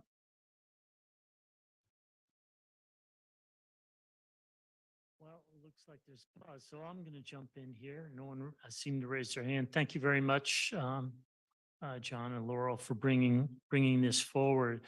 So a couple of things. I'm going to make some assumptions based there.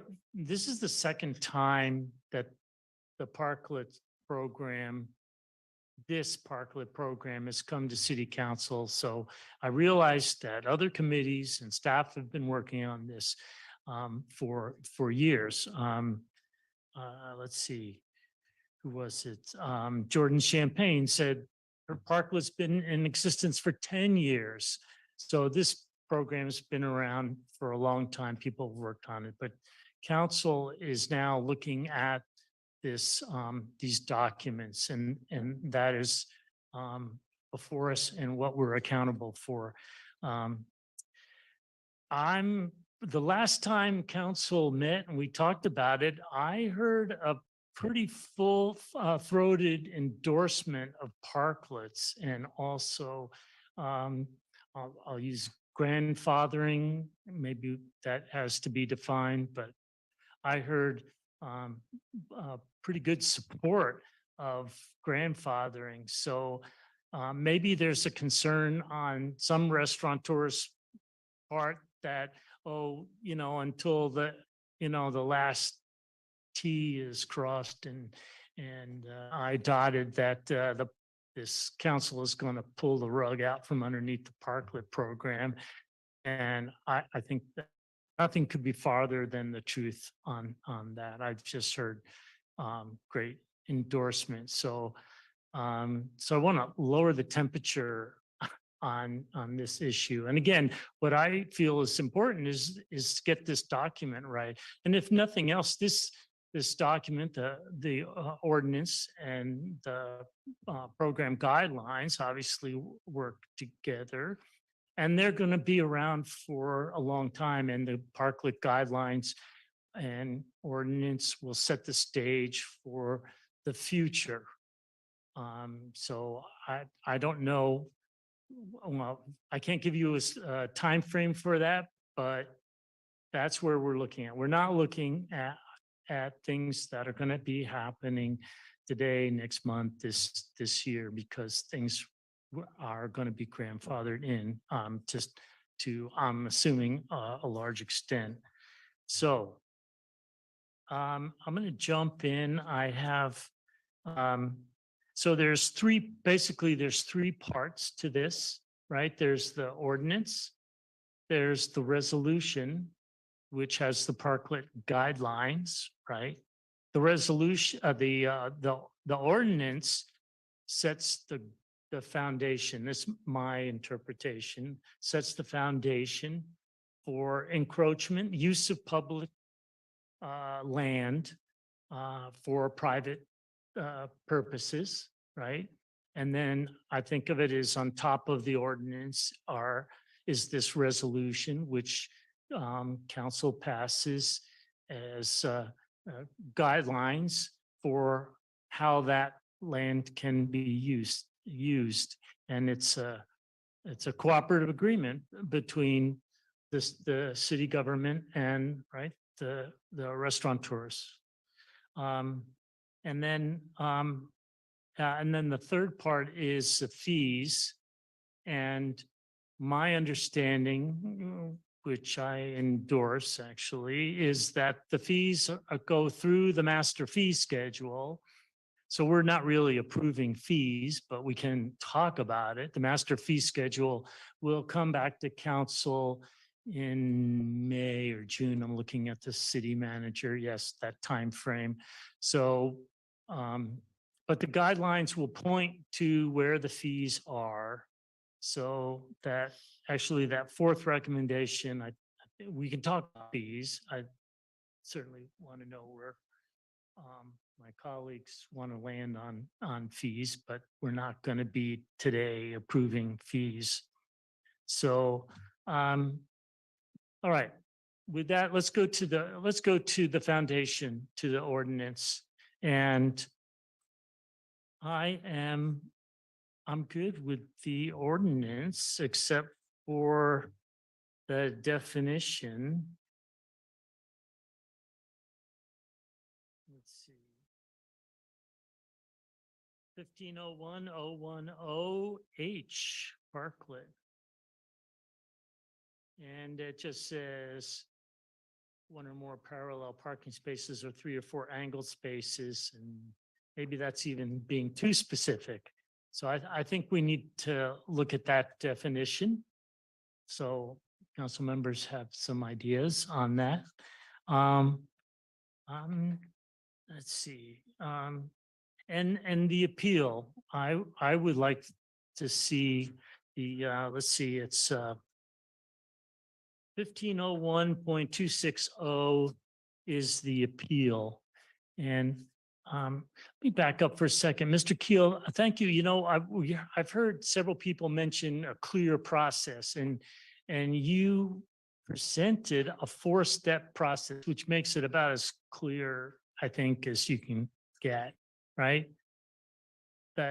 Was that the second slide? Which slide was that?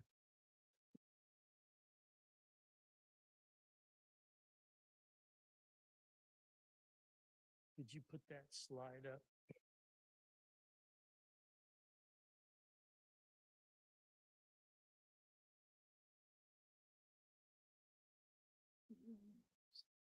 I thought it was 4 steps.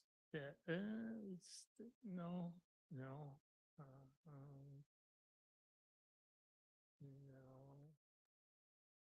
Am I imagining things? You had the 4 steps.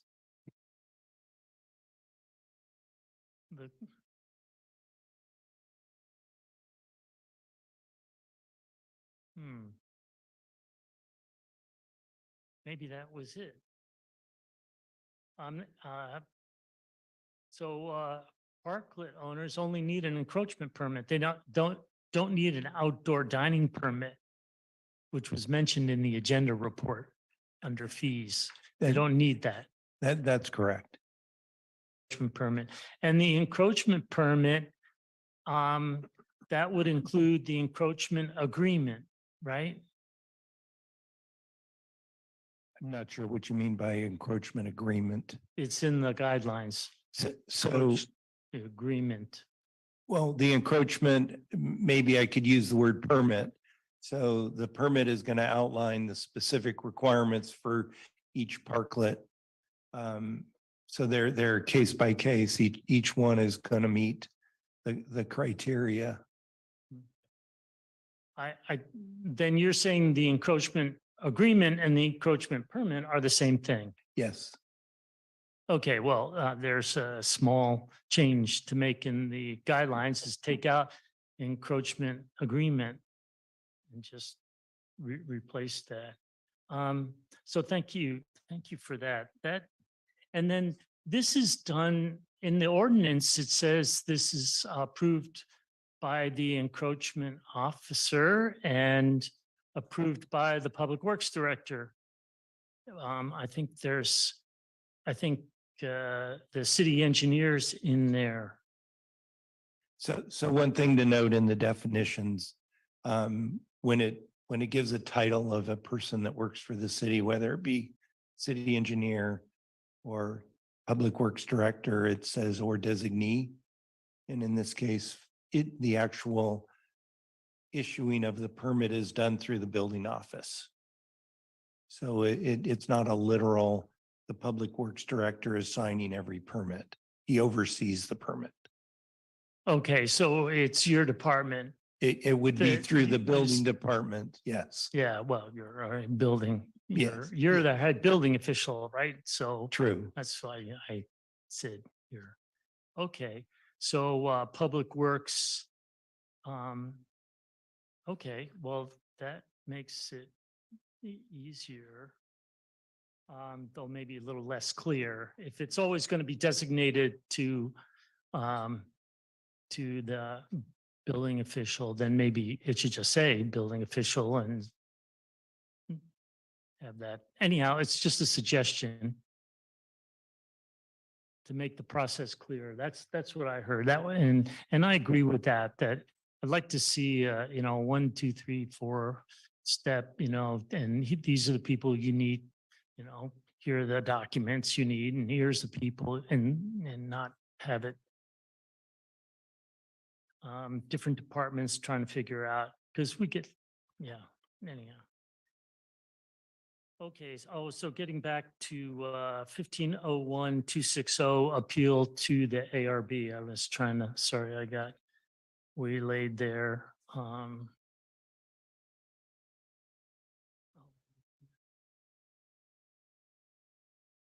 Oh, it's in the errata, page 30.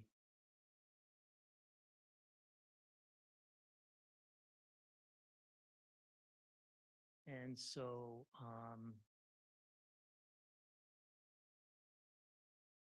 there, it says the Director of Public Works may be appealed to the Director of Public Works. I'm suggesting that it gets appealed to the ARB.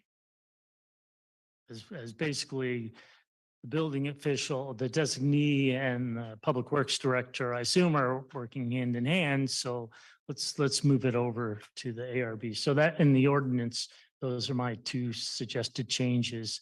The 260 appeal of denial of permit, and and then I'd like to hear ideas about the definition of a parklet in the ordinance, and that is up earlier in the ordinance. And I'm good with the rest of the ordinance. Councilmember Pedori. Just wanted to ask a question around the ARB. What is the reason for going to the ARB again? Well, the Director of Public Works or his designee are making the decision. So it's sort of, they're appealing to the same person or persons that have already made it. And this brings it to the community. I mean, this is typical, right? Permits are appealed. If we go to the zoning table, you'll see that we have a lot of permits that there is a body to get appealed to. Anyhow, that's why I'm suggesting. And so by definition, being that it's going back to the ARB, so that means there's a design kind of issue with the permit. Is that with whatever was Yeah, proposed? that gives them the purview to look at the design and say, does this meet all the requirements? Well, the findings on appeal are the very next section, 270. They can make their case to the ARB that the findings on appeal are meet these or not. Okay. I just asked the staff, is that, I mean, is there another department that we need to consider?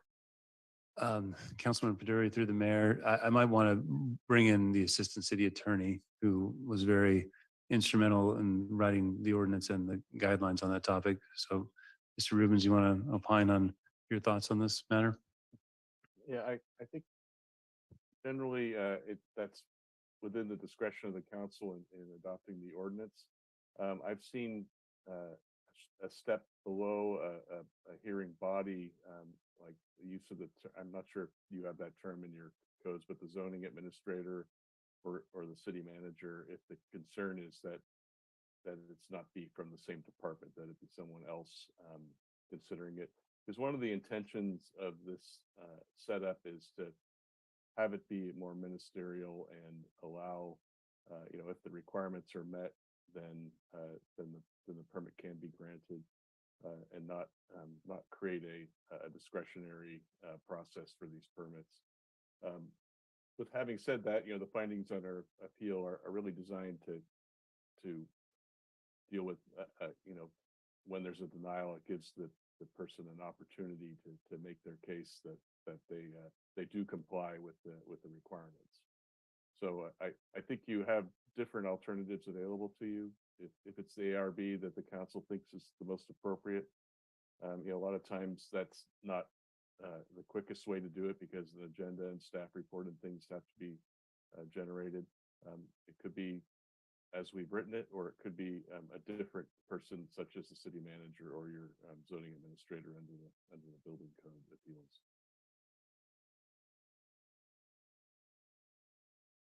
Okay, thank you for that. So with the consideration that it's just going to delay proceedings, I would say I'm okay with it. Because if you're going through the ARB, you got to have it agendized, you got to have the team review it. If for whatever reason ARB is not able to hear it that particular meeting, then it's going to be postponed.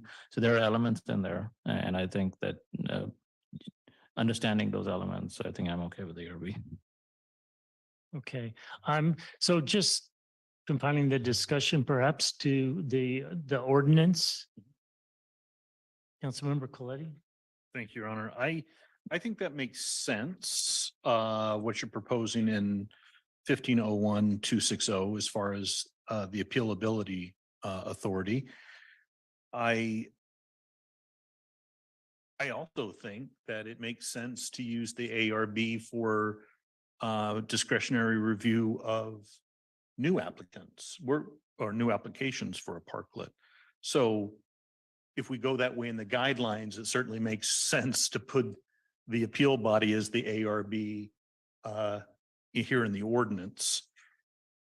So I would like to see the ARB used for new applications as well as be the appeal body. I'm looking at the definition of parklet too, which you first mentioned. So that's in section 1501-010, subsection 8. I would like to do a little, by the way, this is just kind of a, there's a lot of unformatted or missing double quotes, at least in the errata that we were given. I think this is errata number 3 looking at. So for instance, an F, encroachment officer, has a double quote at the end, but not a double quote at the beginning. Same for, for all the others. So that's just busy work, but I thought I'd mention it. So for the definition of parklet, I would like to see all the specificity, all the, the actual values. I'd like to see those in the guidelines. So Sandra, I sent you a document. Could you put that up? So this is, this is a very straightforward, definition, but I think there are a few things that I'd like to change or suggest that they be changed. So simply remove the number of spaces that all gets defined within the guideline, not within the ordinance. And then simply say that this is going to be adopted by city council resolution. And then a resolution has, you know, it has whereases, it has facts, findings, and that's a more formalized way of adopting the Parklet program and any amendments made to it. So that's why I'm using, instead of just by saying adopted by the city council, that implies that it's just adopted on motion. And you'd have to go to the minutes. You'd have to go to the minutes to figure it all out. So instead here, we're going to say it's going to be adopted by resolution. And again, we're getting rid of all the specificity on parking spaces and integrate that instead into the Parklet guidelines. So, excuse me, I've got something stuck in my throat. I don't know why. I agree with the mayor. Most of what's here in this ordinance has very little to do with parklets at all.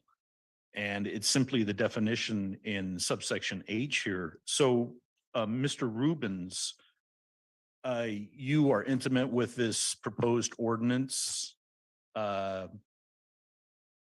You know, what we're doing here in subsection 8 is subsection H, it seems to me, is just pointing, you know, we're pointing to a document, a policy document, our Parklet program document, and simply saying, go there if you want to know what's going on. So even if we adopt this ordinance and we don't have a Parklet program, there are no parklets, right? So this ordinance doesn't enable parklets per se. It simply says, this is where we're going to point to the document that you go to enable the parklet program. Is that correct? That's correct. Yeah. The ordinance, well, I use the term enable in the sense that it's an ordinance that authorizes the ability to have a parklet program, but the council by resolution with this changed language would have to then approve such a program. And one of the benefits of having the parklet program in a being approved or approved in a circumstances change, or we identify issues that that need to be addressed as we administer the program, the council, rather than having to change an ordinance, can just change the resolution and modify the guidelines in that manner. Right. Right. And that's another good reason to pull out some of these specific things dealing with parking spaces. So that being said, I wouldn't per se have, I mean, well, I'll kind of reiterate some of the things Councilmember Beck has said. We're kind of given all of this last minute, and there's people imply there's deadlines, so council has to rush, and we've seen this, so you should be ready, but we really haven't. We saw it on December 21st, and we spoke to it for about 45 minutes, and here we are again, and we spoke to it for maybe another half hour, 45 minutes. So I don't necessarily consider that a deep dive. So I am kind of leaning towards doing a subcommittee there's a lot of things once we get to council guidelines. I know you want to stick with the ordinance right now, parklet guidelines, but there's just a lot to go through. And there was a lot of suggestions made on December 21st that quite frankly weren't followed or weren't integrated into the guidelines. Mayor Pro Tem Smith. Thank you, Your Honor. I just want to kind of get an idea with the mayor, what you're thinking about how to move this forward. Are you wanting to take a motion to pass an ordinance tonight, and then divorce off or segregate separate the Divide the question. yeah, that whole thing. Division, synonyms. It's been a long day. Yeah. Yeah. So, okay. Yeah. Well, Yeah. would you like a motion on the ordinance? Well, we have Had other council members want to weigh on that, so Okay. let's hold off. Well, can we, I mean, what are the issues here? The issue is. Well, so far we talked about the 260, the appeal, Mhm. and I'm going to give my thoughts on that. I don't, I just don't want to create an appellate process that's going to go course through 3 different bodies.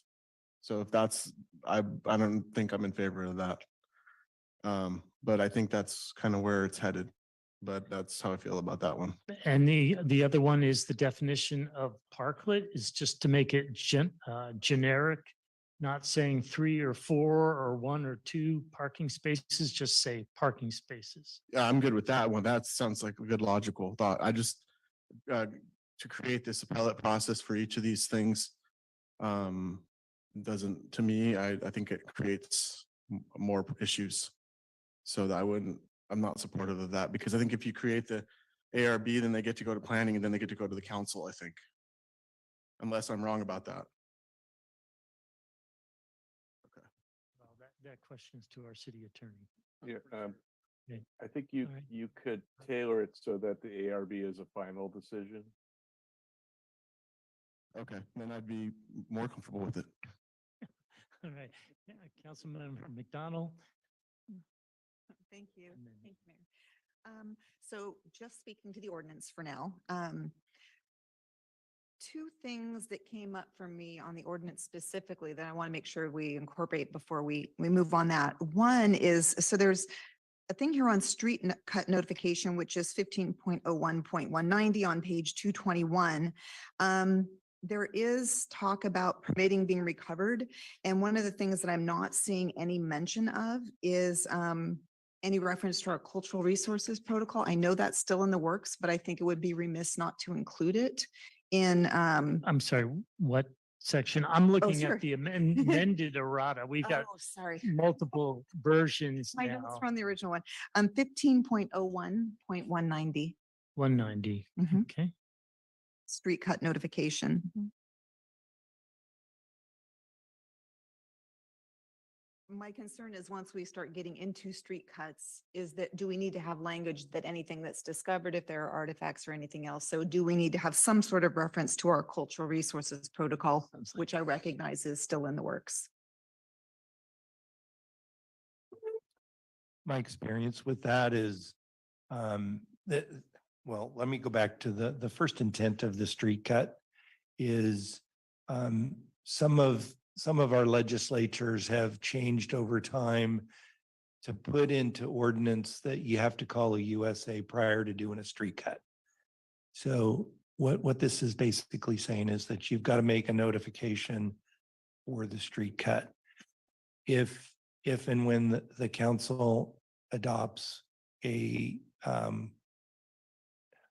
process for discovering of artifacts, that's seated in federal law already with excavators that if they find something, they're required to follow certain protocol.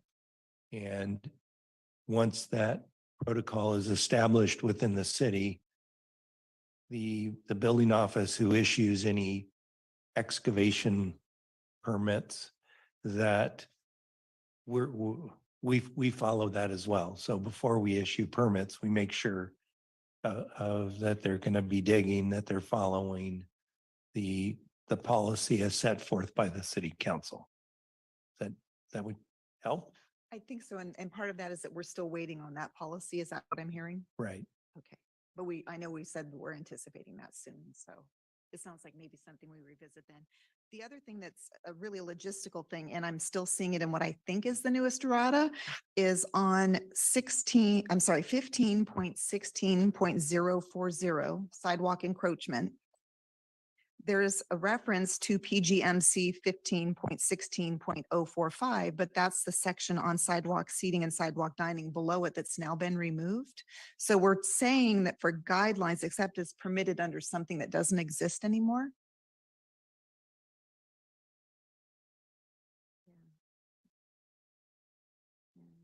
And actually it was numbered 050 in this one, but I noticed in the first errata, it was corrected to 0.045, which is why I'm referring to it as 045.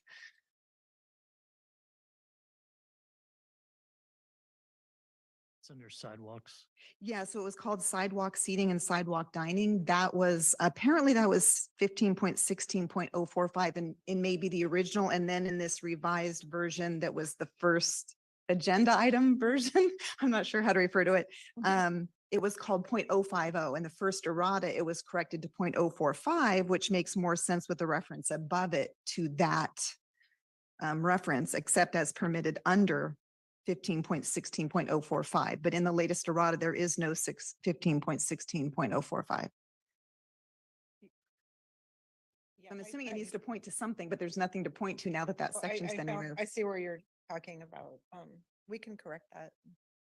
Yeah, and I don't know if that means there's a correction that, does it then point to the, does it then point to the guideline instead, or does it still need to point to something in the, Title 15, in which case does there then still need to be a 15.16.045, which then refers to the guidelines? It all gets kind of circular, but I just want to make sure we're closing the loop properly.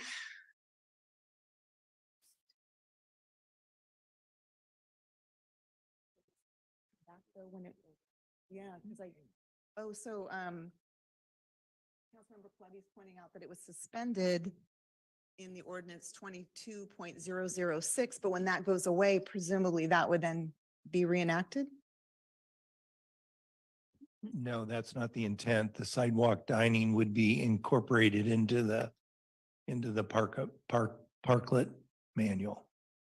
Okay, and actually that brings up another thing that I wanted to clarify related to the mayor's question about there being an encroachment permit only. You wouldn't need one for both outdoor dining and encroachment, but what about if they have both a parklet and sidewalk dining? Would they then be required to have both, or would it still just be considered an encroachment permit?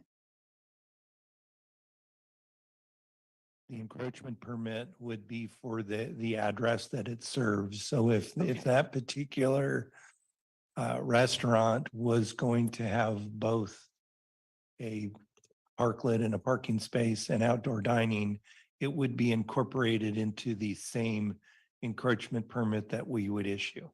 Okay, great, thank you.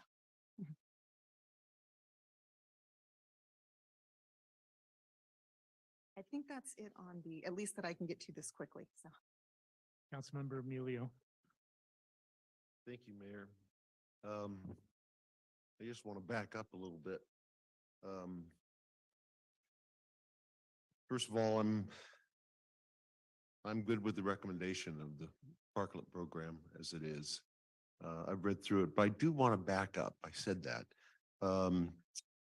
Councilwoman Tomlinson and I were on the economic subcommittee few years ago, and we came up with a lifeline of $50,000 for the businesses, restaurants, to apply to help them during the pandemic. Now, hear me out here. Parklets were really a lifeline for all our restaurants. And the COVID situation is still happening. I know several people in this community that has COVID, and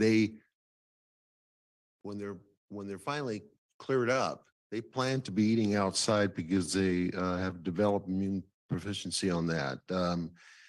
The other thing is that, during the pandemic, we had 49 restaurants and 27 existed after the pandemic. They couldn't make it. And I wanted to do some quotes here. Mary Aliotti, who owns Victorian Corner with her husband and family, during the pandemic, they had food to go. And they didn't have any dining.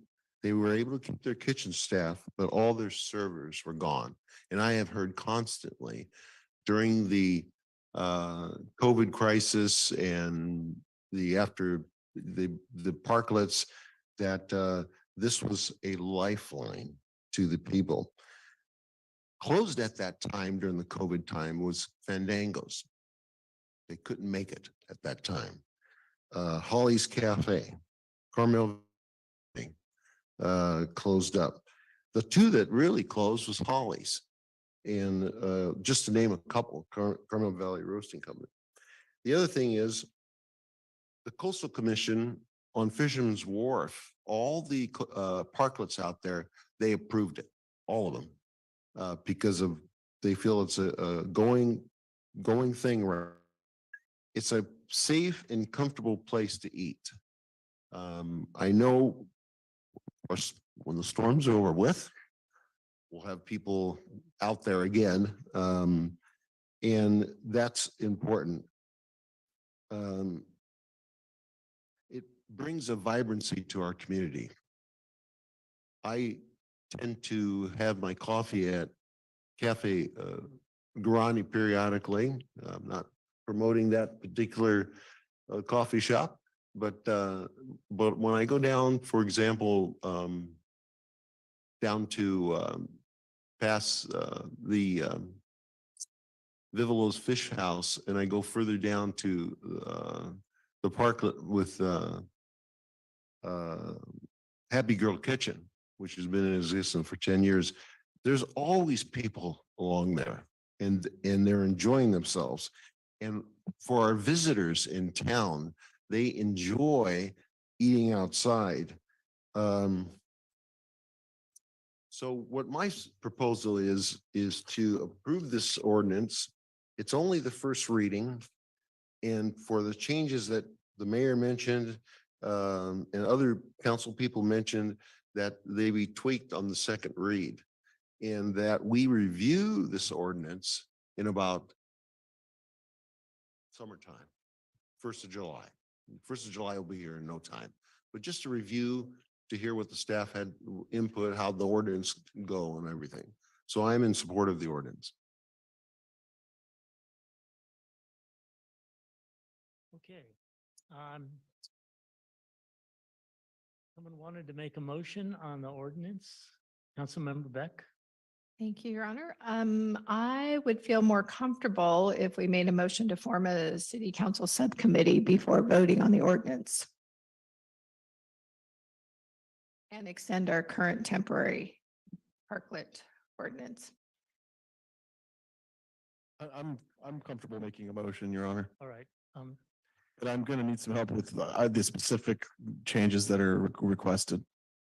I'd like to have someone, if you want to interject those. I would just move recommendation 1, I think, and we might need to have the title read.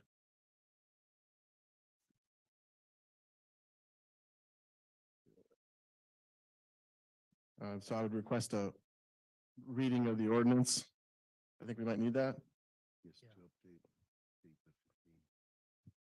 by the city attorney. Well, okay. Excuse me, I'm sorry. I think my first meeting where an ordinance had to be read, so thank you. So I'm pulling it up here, the title.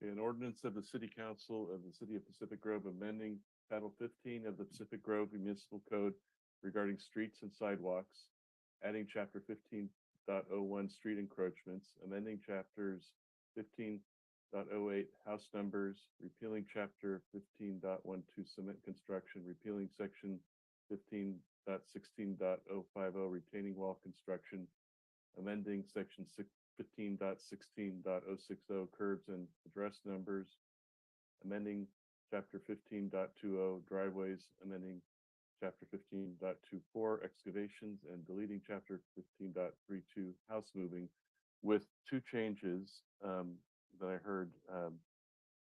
One is to change 15.01.010H to what was shared on the screen by Councilmember Coletti, and to amend the appeal period in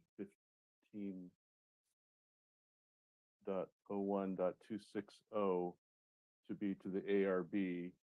And then I heard one other suggestion. I'm just, that the council can, the council member, Smith can include in his motion to see if that, if the council will go on with that.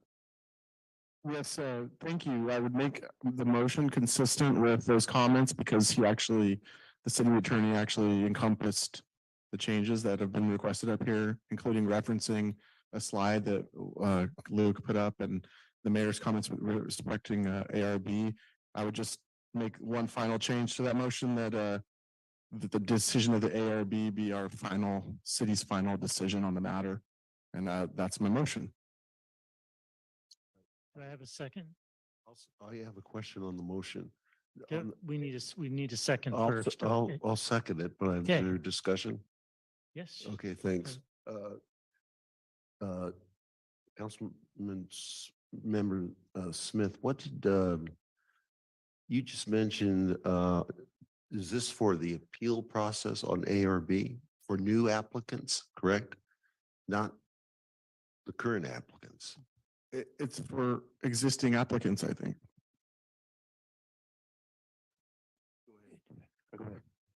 Thank you. One thing to remember is the appeal isn't just for parklets. So we're amending Title 15. So any decision made by the Director of Public Works on Chapter 15, the appeal would then go to ARB as the final decision maker, is what I'm hearing. I didn't understand that. Thank you for that. Okay, that was good. So I would delete from my motion the change to the ARB. I would just leave it as drafted. I'll second that. Friendly amendment. Councilmember Coletti. Just language could simply be added that an appeal on a denial of a permit dealing only with the parklet program would be considered by the ARB. And then leave the rest of it up to like what you're saying. Okay, I'll accept the amendment, only as to parklet decisions, the ARB will be the final authority. Do you accept that? I have a question. I'm the second on that, but I have a question on your motion. Okay. So that's for new applicants or existing. So understand Title 15 is for any encroachment permit period in the city. So if somebody were to appeal Okay. and a decision made by the Director of Public Works and that was appealed. If I could just jump in, I think what needs to be said is permits are annual, right? So if you have an existing parklet, you need an annual encroachment permit. So if someone wants to appeal your existing parklet encroachment permit, they now can. No. No?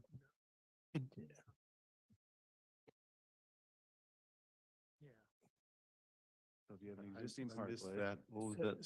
So if you have an existing parklet and you reapplied for a renewal and the city were denied to it. deny it, Okay, I'm sorry. okay. Then that would be the It's on appeal. denial. Yeah. Okay. I'm good with that. Discussion on the motion, Councilmember Beck. Thank you, Your Honor. On that friendly amendment, could we include sidewalk dining as well? Because you mentioned parklet. Would that include sidewalk dining as well?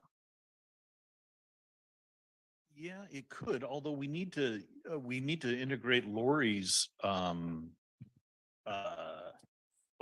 in, or no? Just leave that for general flow. Gonna accept any further amendments on this thing. It's getting too complicated. I'm sorry.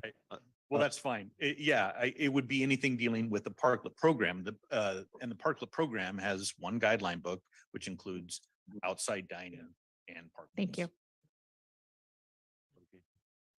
Any further discussion on the motion? All right, may we have a vote, please? Yes, and just for clarification, Mayor Pro Tem, is this number 2 as well, direct Yeah, publication? Yes, I'll take the number 2 as well. But, the recommendation, so I need a second on that. I'll second that.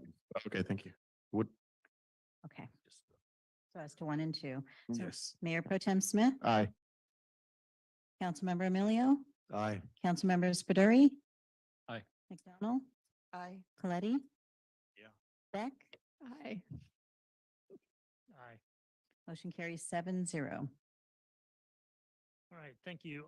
So that leaves the Parklet guidelines for discussion. And I think we left it over with Councilmember Beck.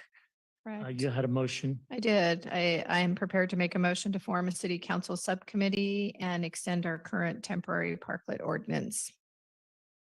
Second.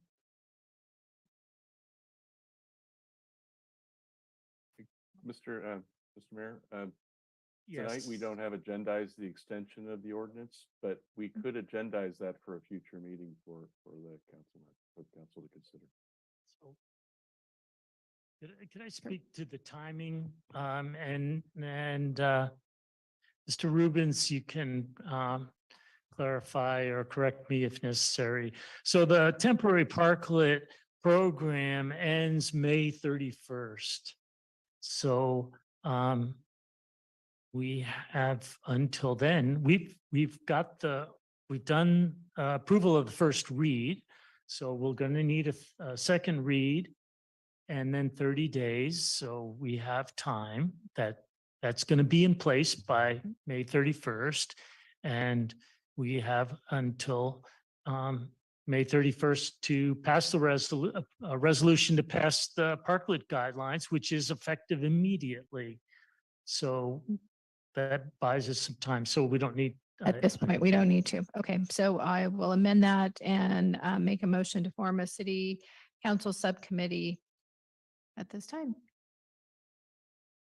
And I can second that. Okay. if that's- Okay. Discussion on the motion. We need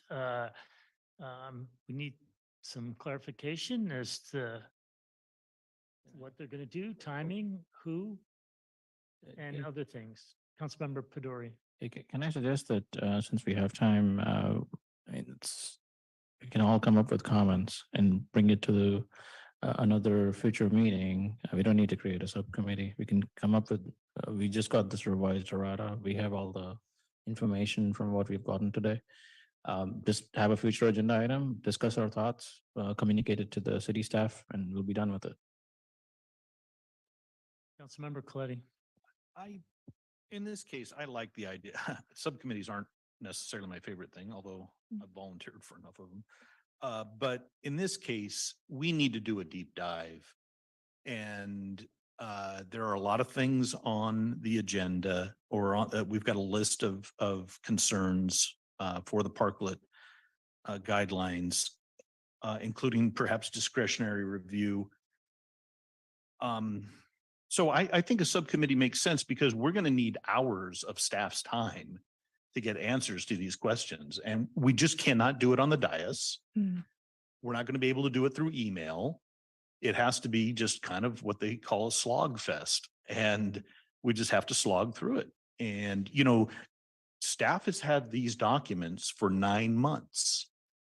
You know, we directed that they prepare a parklet program design guidelines, and it was set for December 21st. That was the first time council ever saw it. You know, but they worked months on it. So we're going to need time with it too. I think the mayor's point is, can we get that done prior to May 31st? The nice thing about this is we can adopt the guidelines through resolution, even at a special meeting. It's not like an ordinance where you have to do it at a regular meeting.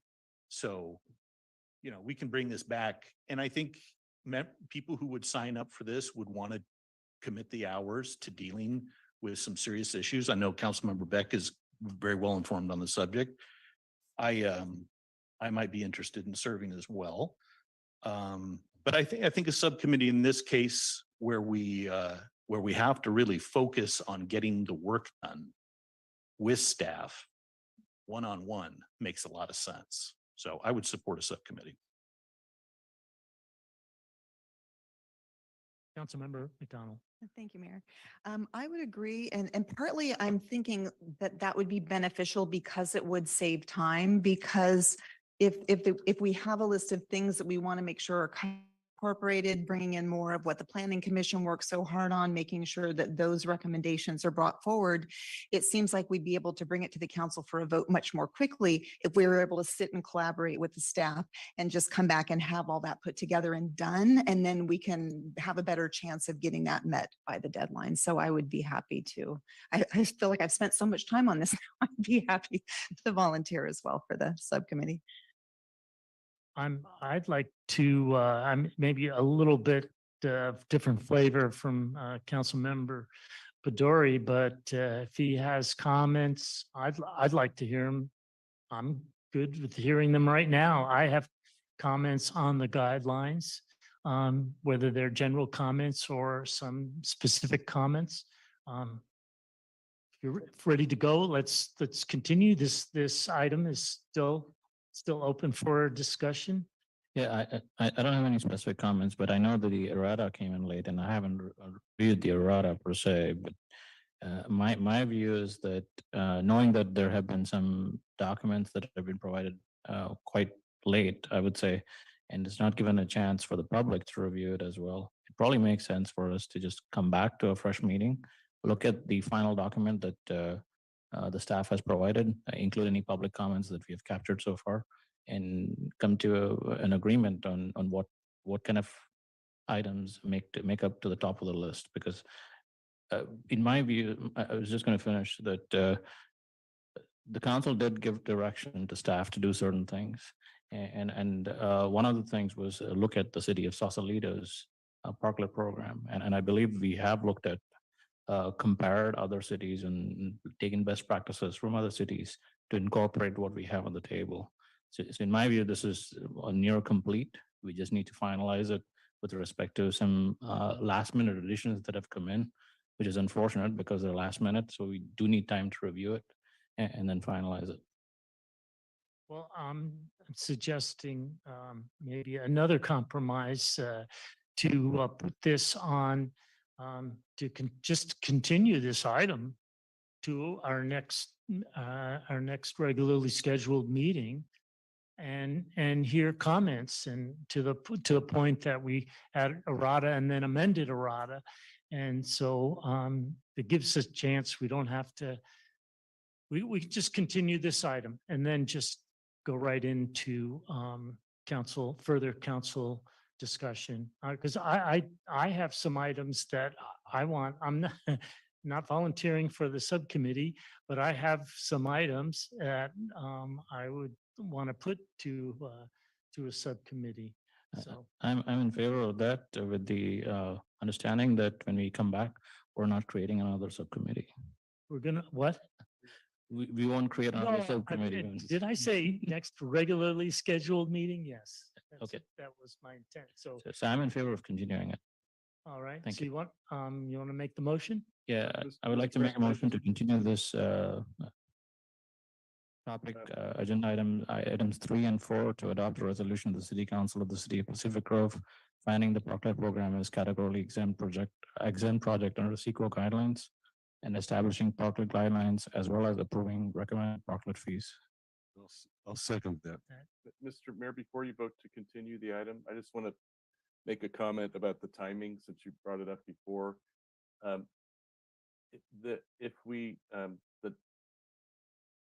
If the council feels like they're running out of time in considering the changes to the guidelines, you would have to introduce an extension of that ordinance at your next regular meeting so that the second reading could occur by the 19th of April and be effective before the May 31st expiration of the current ordinance.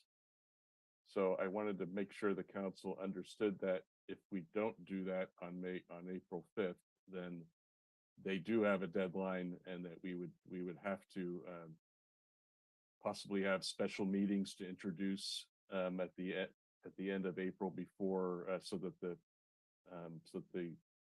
30 days could effective date could occur before May 31st. I'm not sure I'm I'm following that. Like, there was a discussion earlier of extending the motion. I just want to make sure the council understands if you don't agendize on April 5th at your next meeting, an introduction of an ordinance extending that ordinance, you would not have time to do an extension after that unless you did a special meeting to introduce before the timeline to have the ordinance extended before May 31st.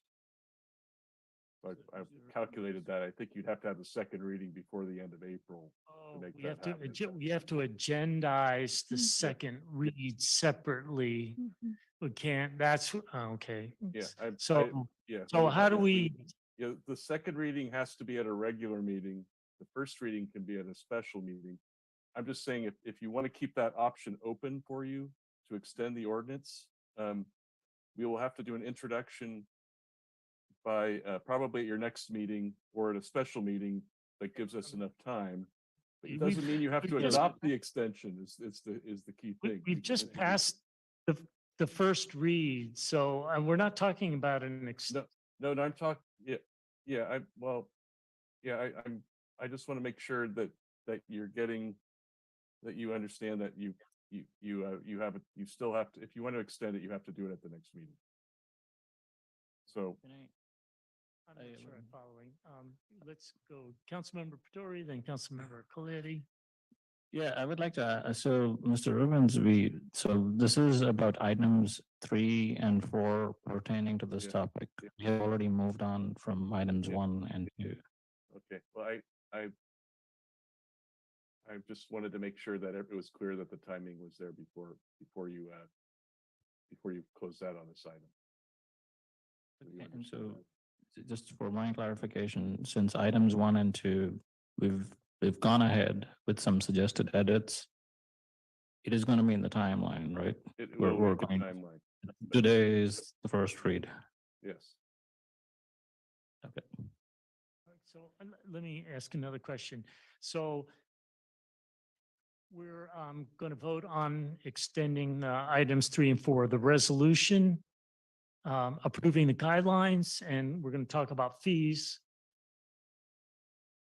Can we just continue this item and then also have a separate item of the second read of the ordinance?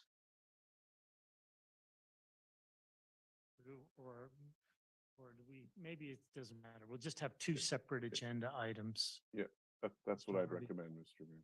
Okay, good. That's, yeah. All thank you. right. That's, Sandra, you good with that? Okay, thank you. All right, so we're just directing staff to come back. So we don't even need to vote on it. And the second read will just happen automatically. Okay. Councilmember Coletti?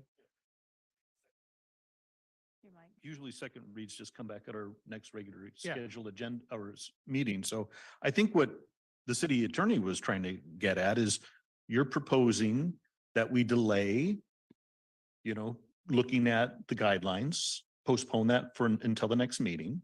That's lost time that could have been taken up with the subcommittee.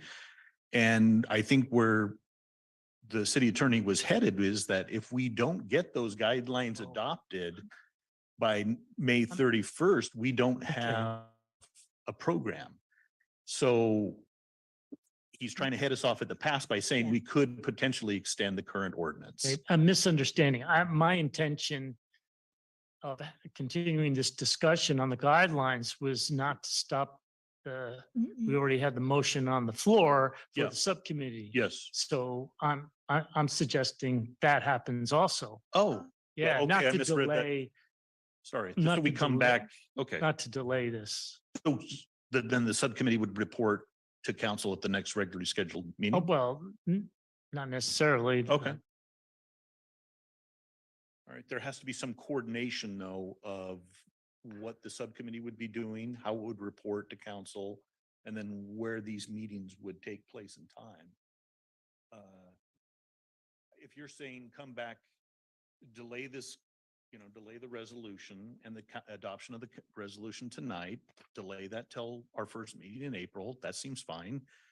But That's assuming that there's, Yeah, yeah. no, I'm suggesting that we keep this on our next agenda for more council Just discussion, discussion. because the subcommittee's only gonna be 3 people at maximum Yeah, yeah. 3. So the rest of council can still have an opportunity to weigh in, but the subcommittee can do its thing. We do need to, I think, charge the subcommittee with a date to come back Yes, yes. with a resolution. No, we haven't voted, so I think. I think we need to take a vote on the subcommittee, then move the items to the next meeting. Okay, so who wants to be on the subcommittee? I think I heard Mhm. Beck, Coletti. Ryan McDonald, there's the 3. And the deadline is certainly come back before May 31st, hopefully well before that. I'm a little bit confused because the motion on the floor has got nothing to do with the subcommittee. It's just to move this 3 and 4 to the next meeting. That's well, all that's there. She had a motion prior to that, I believe. Yeah. Can I just jump in? We don't normally have an item moving along in parallel path with the subcommittee. I think you need to decide which one you want to do. Either have a subcommittee, take it off your plate, or just take care of this thing at the next meeting. But that, having a subcommittee percolating along the way as you're also, agenda to Brown meet with Act. this, I Brown see that as a bit problematic. We're going to be working for separate masters, if you will. It's difficult. I mean, it's getting a little convoluted, frankly, but I would support Chaps's motion at this point. If we want to create a subcommittee in 2 weeks, then I think we can do so. I think also, didn't the city attorney say something about agendizing? What was the issue that he mentioned about that wasn't agendized? I think we slayed that dragon. We just Yeah. need to Oh, make okay. sure We that slayed we that have dragon. a second care of that read one back. Yeah, I think we're good on that. He just was making sure you didn't move past your Just a 31st warning. deadline. But Yeah, it was just a warning about the deadline. If we don't extend, if we haven't extended, you have an actual deadline because the program would go away. Thank you for clarifying what I was attempting to do, Councilmember Coletti. Your Honor. Yeah, and I'm to Mr. Harvey's point. It's a good one. I'm for bringing this back, the next regularly scheduled meeting, and we can talk about we can institute a subcommittee. And then that still provides plenty of time for all of us to do the due diligence on the materials that we have. And I think we have time to, because we've taken care of the ordinance. Anyhow, that's my thought. Councilmember Beck. There's still a motion on the floor and we just need a second. However, we've been dealing with this since December, and here we're at a place where we're having to review it, create a subcommittee, which was a recommendation from the planning from the CDD department that we do a subcommittee. And I don't know what would hinder moving forward, creating a subcommittee that we could come back. And there could be some suggestions made by council at our next meeting. But I just don't see why we couldn't do a subcommittee to help strengthen the guidelines that we have before us, because these are not strong guidelines to move forward. Thank you. All right, we need a vote. I think all of council can talk with staff on this issue in the meantime. Would do the, well, the second, we're just going to do the subcommittee first. Well, and that's the only motion for, because we don't, well, you had to continue this whole item. So it's like a bit confusing already. So my motion was to just move or extend items 3 and 4 to the next meeting. That's all that there was. And we had a second from council member Emilio, I believe. And so I believe at this point, we're taking a vote on my motion. That's where I have it. I think, yes, the subcommittee motion was first. Let's just do that. Okay, Okay. a vote, please. Do we have a second? We did have a second. Seconded it McDonald. already, so. McDonald seconded. McDonald said. So Councilmember Beck, Aye. Councilmember McDonald, Councilmembers Paduri, Paletti, Aye. Emilio, No. Mayor Pro Tem Smith, Yes. Mayor Peak. No. Motion still carries 4-3. And that's to form a subcommittee comprising of Coletti and McDonald, at least through May 31st of 2023. And let me ask a question for Mr. Rubens. So this agenda item, the next time this agenda item comes back, aside from the second read of the ordinance, for discussion of the guidelines, it has to be with the subcommittee reporting out? No, not necessarily. So, you could have what amounts to a agenda item that gives further direction to the subcommittee at your next meeting. I mean, that dialogue can still remain open if that's what the council would like to do. But I think the caution that the city manager was bringing up is you don't want the subcommittee and the council as a whole working at odds with each other. You want to have a clear path to the conclusion. So I think you could have another meeting to talk about the guidelines and give some further clarification and direction to the subcommittee if that's what the council would like to do. I think my head is spinning. I think Mr. Harvey's head is spinning as well. That's the, Yeah, Mayor, thank you. Our practice is normally to what you said. You know, Yeah. you create a subcommittee, they review something, they come back with a report. That's been what we've done. It doesn't mean that's what we have to do, but it's what we're used to. right. So I'm going to suggest, I'm going to ask Councilmember Paduri, what's his pleasure? Do you want to put this on the next regularly scheduled agenda? Yes, please. Okay. And I don't think that's direct the city manager to put this on the agenda. I don't think we need we don't need a motion to put this. Oh, Motion's on the floor. to continue this item. Okay, let's vote on it then. Councilmember Paduri, Aye. Councilmember Emilio, Aye. Mayor Peak, Aye. Mayor Pro Tem Smith, No. Councilmembers Beck, No. Coletti, No. and McDonald. Okay, we have a motion. That motion failed 5-2. Is that correct?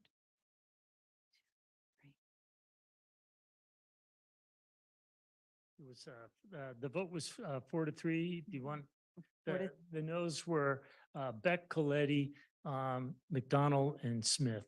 Right. Okay. Motion fails. 4-3. Okay. I suggest we take Yes. take a break, short recess. 10 minutes, 8:47, 8:48, 8:48.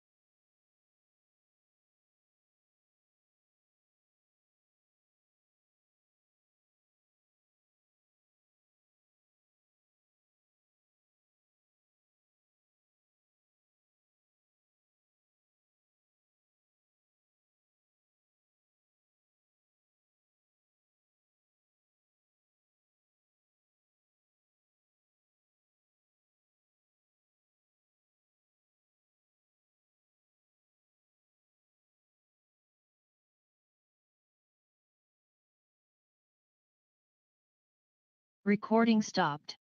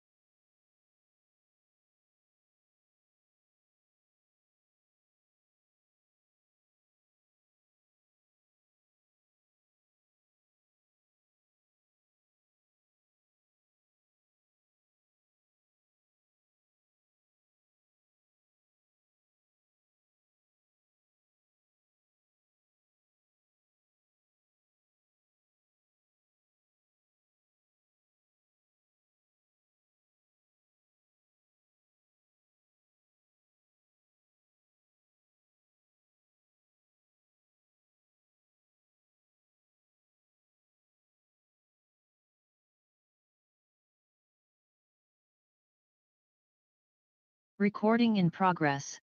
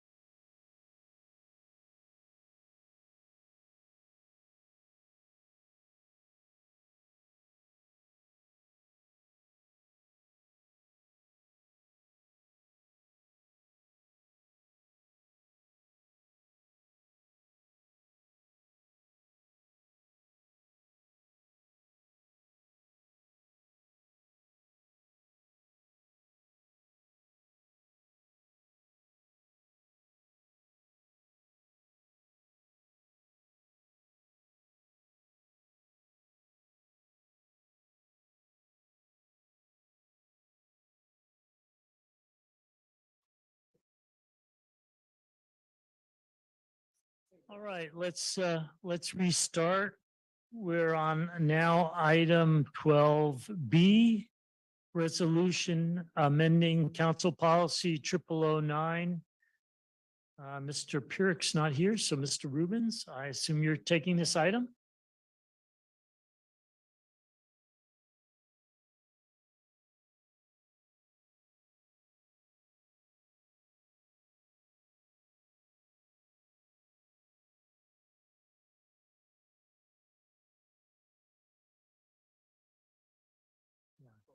We're waiting for Mr. Rubens. You're muted, Greg. Thank you. We're doing 12B, Yeah, resolution thank you. amending council policy 0009. Thank you, Your Honor, Mayor. The item before you is a memorandum prepared, or council policy resolution prepared by city attorney. And it's intended to address and restrict council communication during city council meetings, except for the purpose of accessing agenda materials for use in the event of an or for use in the event of an urgent family matter. Many cities have such regulations. It helps focus council members' attention on the meeting and builds public confidence in the process to make sure that and ensure that public knows council members are listening and paying attention to their items. And that's generally my summary of what this type of a policy is intended to accomplish. Do we have any public comment on this item? Do you have any virtual hands?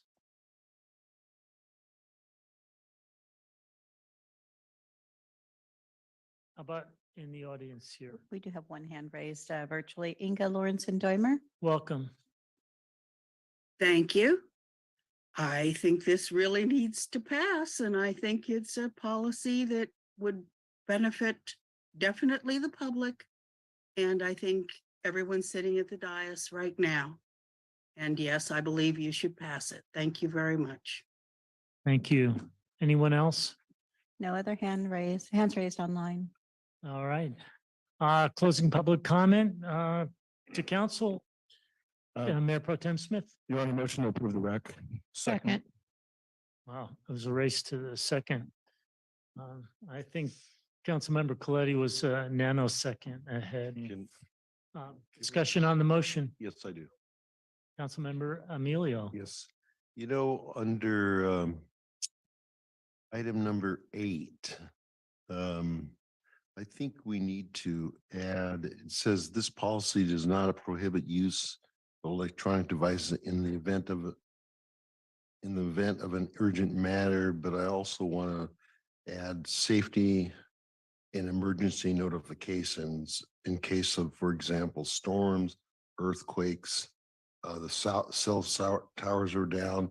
I'm thinking to add safety and emergency notifications also.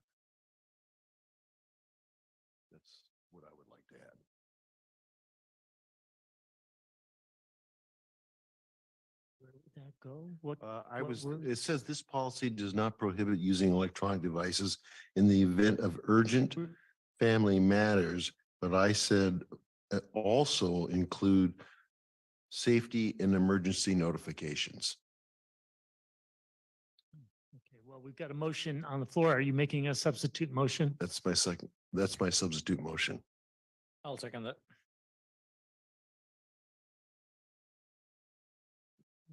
Discussion on the substitute motions? I would, Your Honor. Yes, Councilmember Clevy.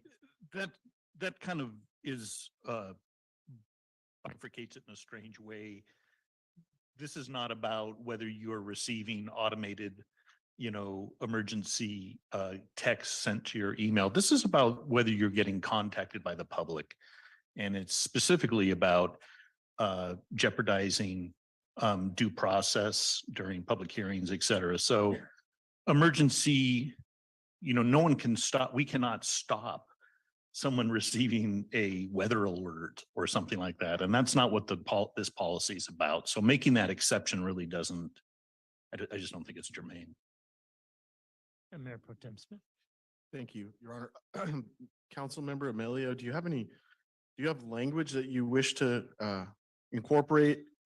Yes. Because the original motion was just simply a motion to approve. If you had language that you would like to incorporate and to make an amendment, I could listen to that and determine whether I would accept that. The amendment would be, this policy does not, if you look at number 8, let's see, 1, 2, the second paragraph, it says this policy does not prohibit using an electronic communications device in the event of an urgent family matter. Then I would say, unless there are safety and emergency notifications on your phone. And that's all. In case there's any emergency, safety and emergency notifications on your phone. I mean, as you stated that, I can't accept it. I just don't, it doesn't sound correct to me. Unless you have other language. I'll ask for a example because so we were all on, what was it, on Tuesday? Yeah, We all got notifications on our phone now. So, I mean, we're not prohibiting those notifications coming to our phones. But we're not sending from the dais, we're not sending emergency or safety notices from here. We would amend if there was a safety or emergency situation affecting us at City Hall, or the city, I'm assuming the meeting would be adjourned. I'm struggling with an example. The language, if you like, Mr. Councilmember Emilio. So my suggestion is just to add in that sentence, this policy, the sentence currently reads, this policy does not prohibit using an electronic communications device in the event of an urgent family matter. My suggestion is to add the following clause. In addition to saying in the event of an urgent family matter, we say in the event of an urgent family matter or for any safety or emergency notifications.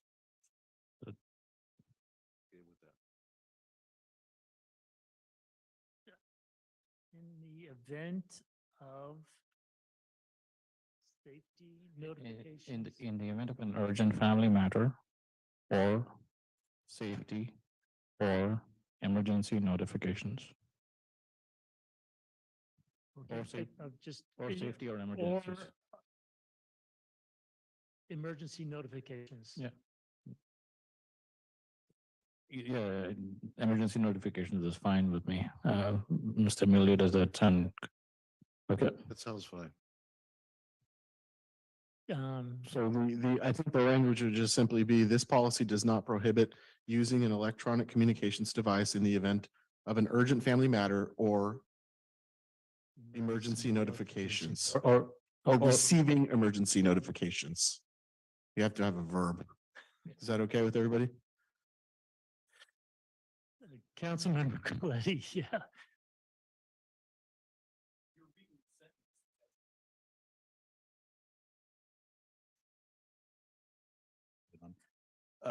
That's just the first sentence. It goes on to say, a council member wishing to respond to such a message during the meeting shall do so during recess or shall excuse him or herself. We cannot control messages that come into us. It's about what we do with them once they arrive. And whether we need to qualify further, whether it's an automated I don't know. It seems superfluous, but whatever. I'm just gonna go with my original motion and deny amendments at this point. And we, hold on a second, we've got, that was the original motion and the maker, the second on the original. The maker of the motion, who was second on this? Coletti, okay, council member. Discussion on the motion. Bedoya, please. yeah. Was this a substitute motion? No, this is just discussion on the original Okay. motion to understand, Okay. because Councilmember Coletti talked about qualification. And it is explicitly qualifying here that it's an urgent family matter. That is a qualification. So we need to make it urgent matters, not just urgent family matters.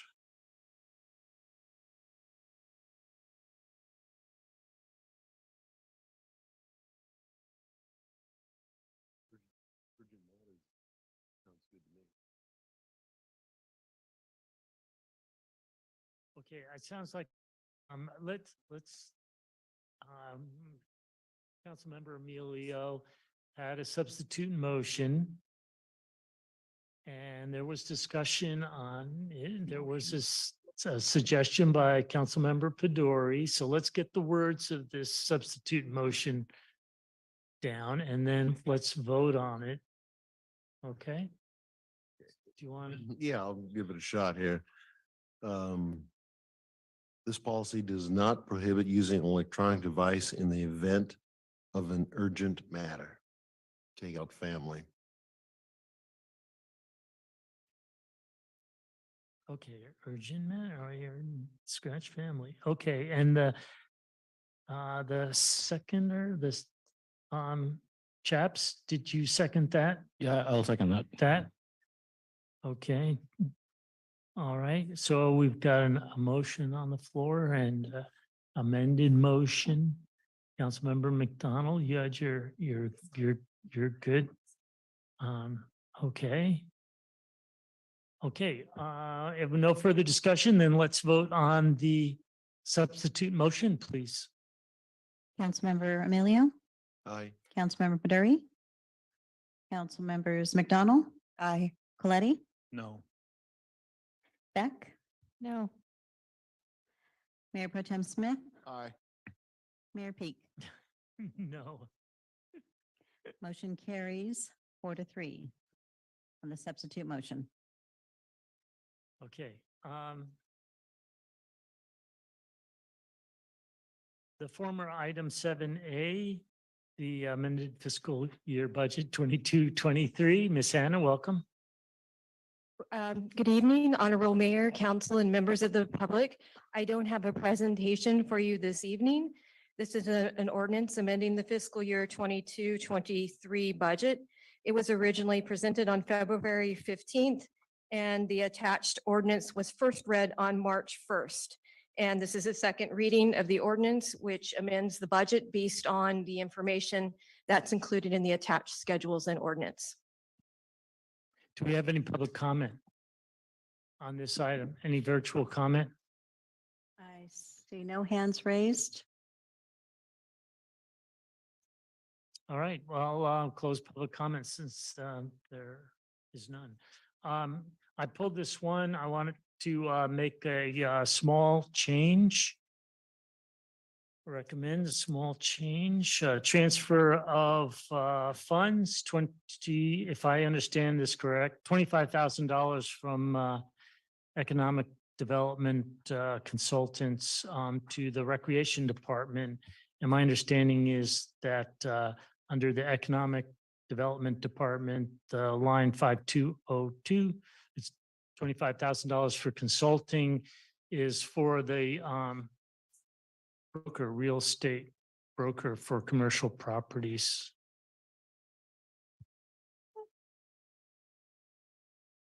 Mayor Peak, I'm not familiar with that item. You're looking at the, I'm looking at the sheet you sent. It's about, it was some time ago when we first started talking about it. It was the services and supplies line and you are looking specifically at the recreation department budget? I mean, we did not.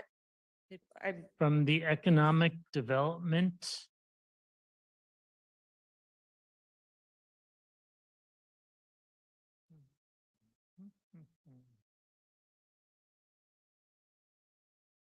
It might not be line five. Well, I think it's line 5202, but okay. it's for, it's either for 24 or 25,000. I might have an older copy of this. It's for a commercial real estate broker. I'd like to hear more about this expenditure. We have the, of course, the fiscal year 23-24 budget coming up. And so, but we have, we're kicking off summer recreational programs, and this council has identified recreation programs as a major goal. And I see that, you know, I looked at staffing for 2019, pre-COVID staffing, 14 authorized, you know, FTEs. And for this budget, I'm not really clear. The last explanation of staffing for recreation left me still a little confused, but it looked like it was about 5. And so I'm like, let's move some money over there and help kick off the summer recreational program. Mr. Harvey? If I may, Mayor, we're coming back to council, and I just met with some of my department heads today in relation to the city council subcommittee proposed goals. Going back to council with a plan on how we intend to increase recreation services and programs. That's going to come in the May timeframe. You can certainly move this money around, but it's not going to achieve, I think, what you're trying to achieve. What we're going to be doing is explaining to you, look, we heard you. You want, you know, these types of things to be changed. It's going to take significant dollars. Not saying that it's not a good use of the money to do things like having, you know, an attendant, if you will, at the youth center during business hours, at the community center, increasing the levels of programs and so forth. So that is going to be coming to you, a detailed plan as to how we want to do that. And the dollars would need to be allocated primarily in next year's budget for that effort. Right now, we've already started some time ago the recruitment effort to make sure that all of your summer programs are at an augmented level from where they've been. And that's underway. You could move this $25,000 over, but that's not going to, the money is already there to do what we're intending to do this summer. And then what we want to do in the bigger picture is going to be coming to you more in May, if that makes sense. I wasn't planning on spending the money on the real estate broker until 2 things happened. One is it has to make it out of the EDC with a recommendation. And then secondly, it'd have to come to city council. So I was not planning on going and spending that money. Okay, well, that sounds fine with me. Let's just take the money out of the budget then from the economic development. And if what you're saying is we can't spend it, and there's no, I think what you're telling me is that your plans for this fiscal year, the recreation department, more money's not going to be helpful. You won't be able to use it. Okay. And I have no knowledge of that. You just told us, but then we can still drop the money off of the real estate broker, because like I said, I'm not convinced that is a good expenditure.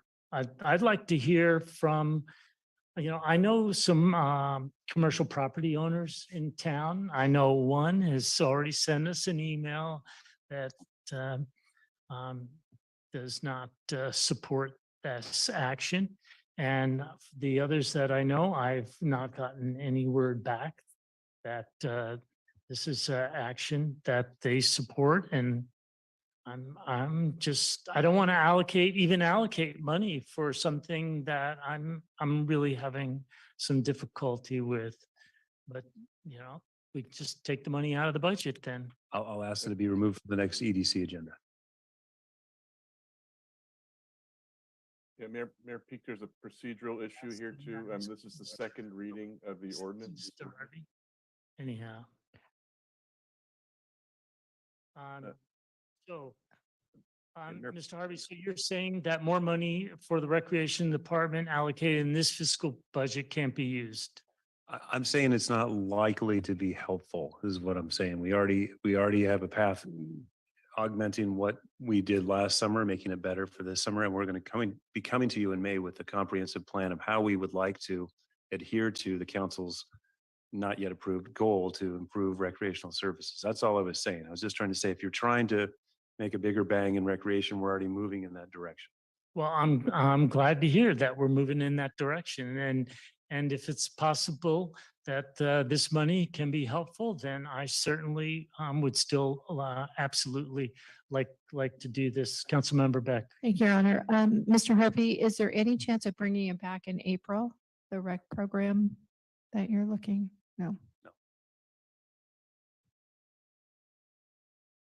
just gave direction today, and we have a lot of other things lined up already for April. Okay, thank you.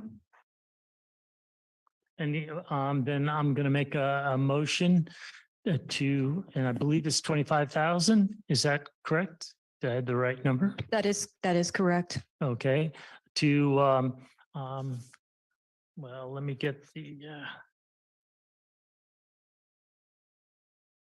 motion to adopt the resolution amending, whoops, sorry.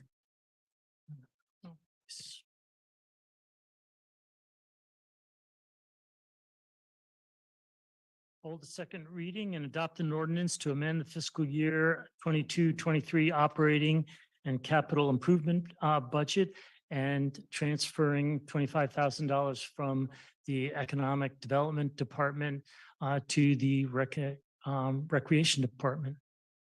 Second. Any further discussion on the item? Councilmember Coletti. Just a quick question, since we've talking about the budget and employees. We just hired a new planner, is that right? I will defer to the city manager. I believe there is one that has been recently hired and then a new one that they're currently looking at it in the recruitment processes, checking on references. That's correct. So the new one that's coming on that we just heard an announcement on, that's an assistant planner, is that right? That's correct. Do we have a position for assistant? Because the person who's He's leaving. Underfilling an associate planner position, which is higher than an assistant planner position. Okay, so do you need to reallocate it as an assistant? You just keep it as an associate? Underfilling an authorized position. Okay. Any further discussion? Councilmember Pedori. I just had a clarification. Just so I understand this correctly. So the EDC budget had a specific allocation for hiring a real estate. Where's the 25,000 to a real estate attorney coming from? I didn't gather that. So if this was going to move forward, and it won't, but I would have gone to the EDC, vetted the recommendation, then bring it forward to the council as a concept. It would come from unprogrammed general fund or, some other department where we had some savings. So if you can please enlighten me here. So the 25,000 that we're moving away from EDC to wherever it is. It's not EDC, the Oh. Economic Development Department. Oh, so the Economic Development Department. Okay, so that's a different thing. Okay. Oh, thank you. Mayor Pro Tem Smith. Thank you. I just have a question as to, is this money that is unused and you're wanting to move it to rec, or what is the? I guess I wasn't looking at it that way. It's Well, the- actually, it just came up it's- tonight, so. It's the budget. So it's an allocation of funds Yeah. from one purpose to another, $25,000. But why why do that? I guess I'm just not following. Because I'm suggesting that I'm not comfortable right now with spending money on a hiring a commercial real estate broker to provide services, I assume free services to some commercial property owners to solicit clients. And I think that that money would be better spent on recreation programs, which could entail hiring more people to kick off our summer programs. And Mr. Harvey has said that that effort is already underway, and it may or may not, that extra money may or not be used, but I'd like to have that money available, if at all possible, to ramp up our summer recreation programs. Okay, if I may, Mr. Harvey, is this money, the 25,000, is it programmed already or? It was recommended to be placed in the economic development budget as part of the mid-year adjustment, and the mayor is suggesting not to allocate it in the economic development budget, which is fine. Okay. Okay, a vote please. Mayor Peak, Aye. Councilmember Beck, Aye. Mayor Pro Tem Smith, Aye. Council members Emilio, Coletti, Aye. McDonald, Aye. and Baduri. Aye. Motion carries 7-0. Thank you. Now we're moving on to the former item 9C, hiring the pro forma advisors. Ms. Hannah. Good evening. Once again, the item that I have is to authorize the mayor to execute an agreement with pro forma advisors for a golf course study.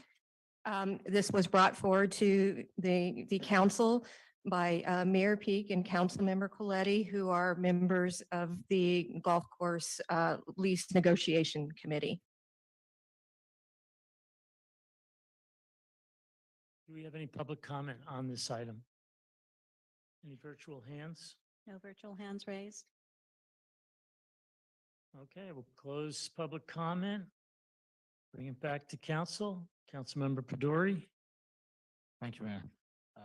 Thank you for, and thank you, Ms. Hannah, for the explanation.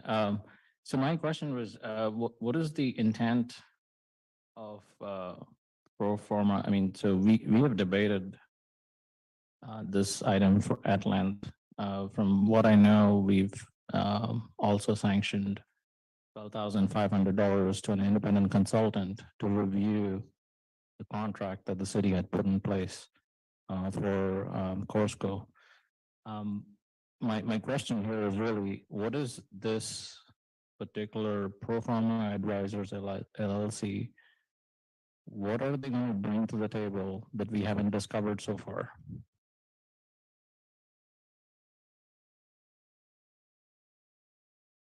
This was, you're directing the question to Ms. Hannah, but Yes. this was a request of the subcommittee, so.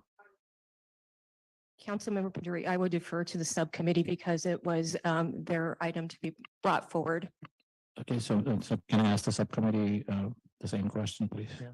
Well, let me ask first, you mentioned that there was a $12,000 contract review, the Corsco contract on. So there was a business plan that the city had put in together. No. Mayor, if I may, that money was specifically for the DTA peer review report that was done on an analysis for the local water project, which is interrelated. Correct. So I believe, so these two topics, water and why we're doing this, are interrelated, because this particular extended contract that we're trying to achieve with Corsco talks about water rates, because Corsco is our number one buyer of the reclaimed water. So all of these topics are interconnected. So at one point in time, the city had, let me back up a little bit. The staff had brought a proposal to the city stating that they want to pursue a certain contract with the operator. The discussion then led to whether we're doing the correct thing with water rates or not. We brought in an independent consultant to assess that. The independent consultant agreed with the staff's report as to how we need to proceed with Corsco. And here we are, we're sanctioning another 25,000 to again review a contract. My whole point, I have a question definitely, but I do want to give some background. The operator last year was felicitated at the annual luncheon being the best public-private partner for the city. So we already have a best-in-class operator who's operating the golf course. We have a local water project that is in deficit. We have, as part of the contract that we're trying to propose with the operator, we're trying to bring the local water project back into the black as well. And that's the intent of the revised contract. So the more we delay this, we've already delayed it by a year, which means we have not received the revised water rates from Corsco. So the more we delay this, we're actually losing our money to make the local water project whole. And now we're expending more money, which is actually contributing to the losses. So my question really is, what is this 25,000 exercise intended to achieve? Because according to me, we already have a solid proposal in front of the operator.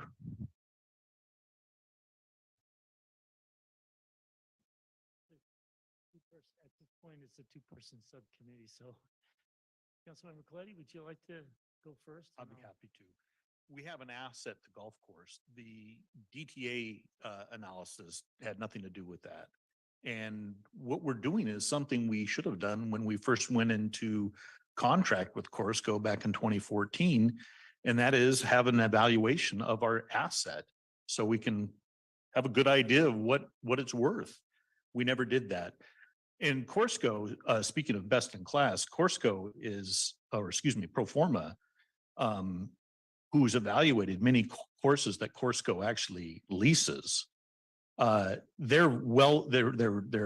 partnered with Corsco in the past.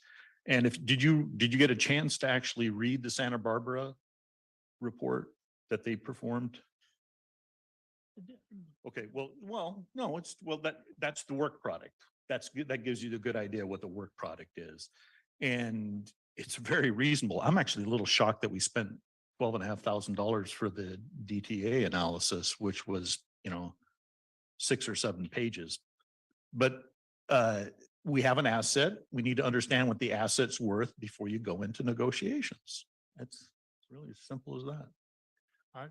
I'll just add that if we're not going to do any more negotiations with Corsco, and it's pointed out multiple times that the Corsco has a contract that runs to 2029, and so that should give us caution about spending any time or money with Corsco, because they have a contract that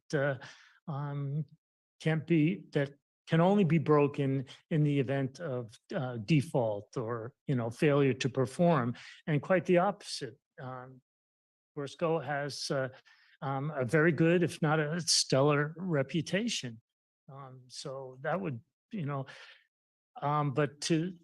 so that would be a reason not to spend this money. Now, hopefully it'll be less than $25,000, but if we're going to go forward with negotiations, we ought to know where we stand in the realm of municipal golf course leases across the state. And that's what these folks would do for us. And thank you for explaining, and I haven't reviewed the Santa Barbara item, et cetera.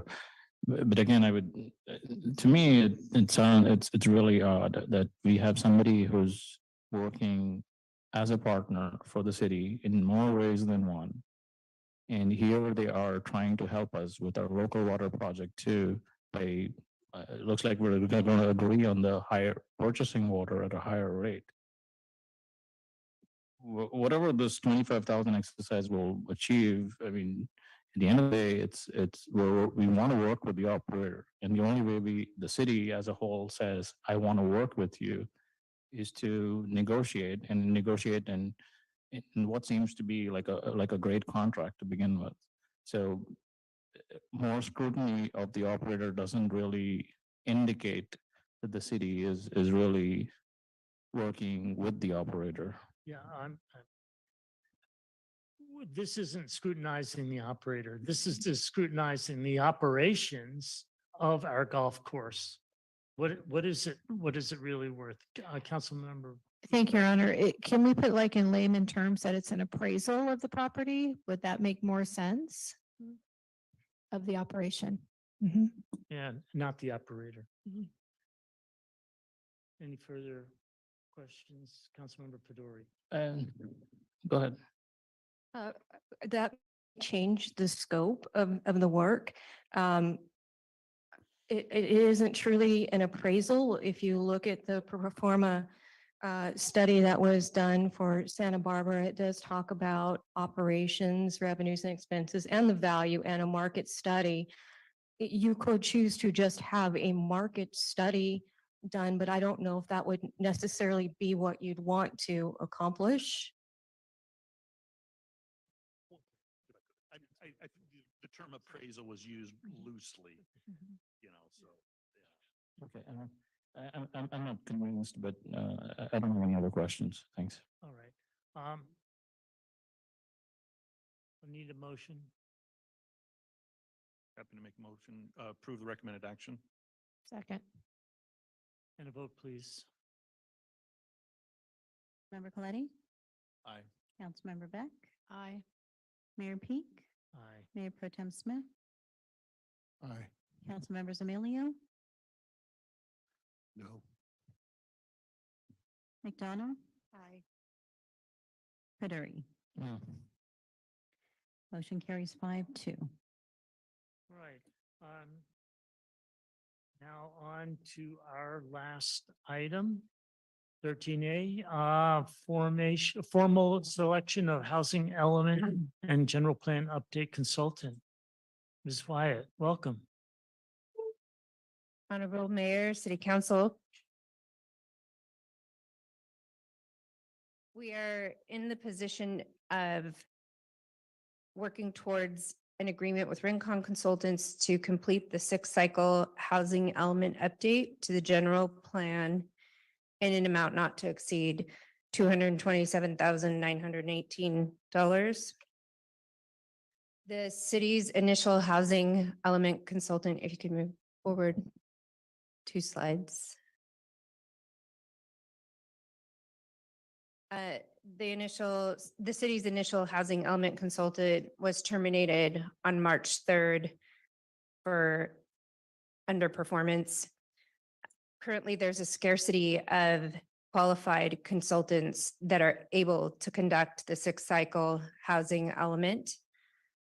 We have a proposal from Rincon Consultant to update the general plan, a focused general plan update of several of the general plan elements.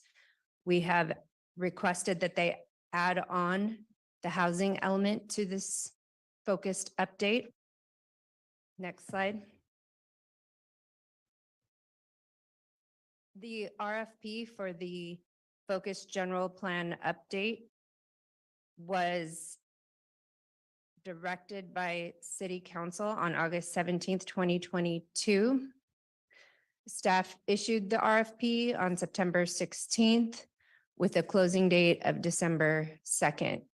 The city received 1 qualified bid from Rincon Consultants.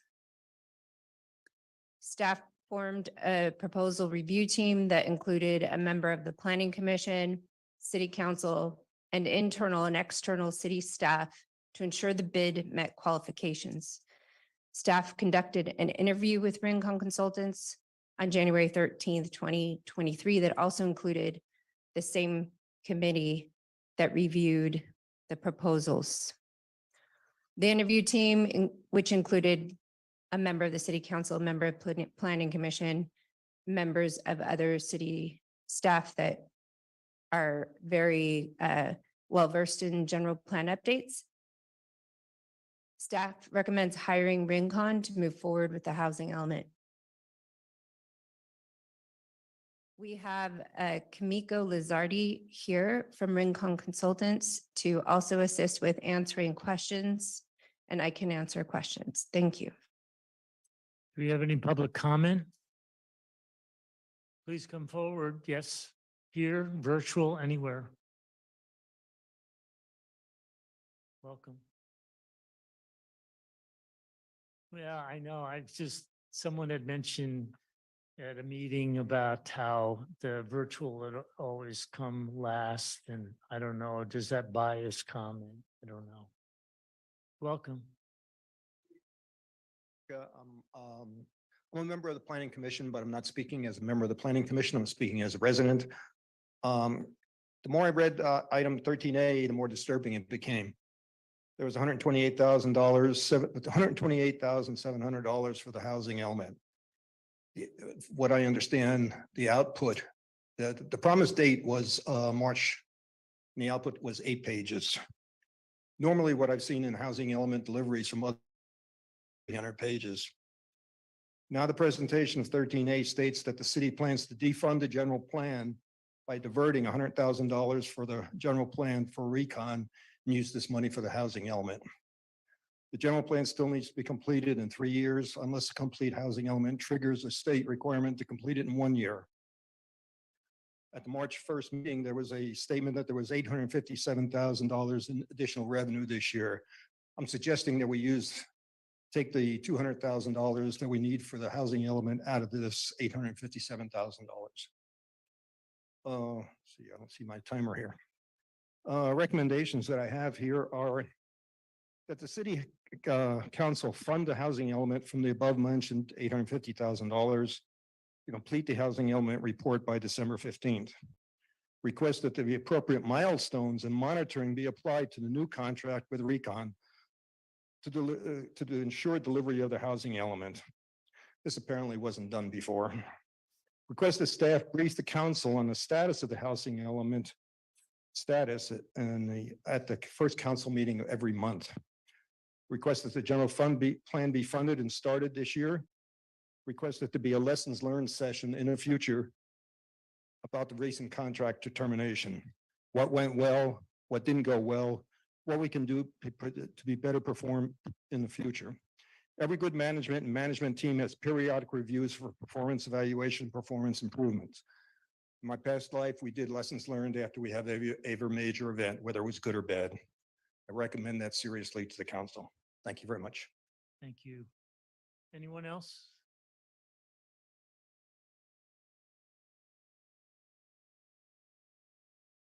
Do we have any virtual hands? We do, Mayor. We have 4 hands raised. Okay. I'm Steve Lilly. I'm speaking as a private citizen and not as chair of the Planning Commission.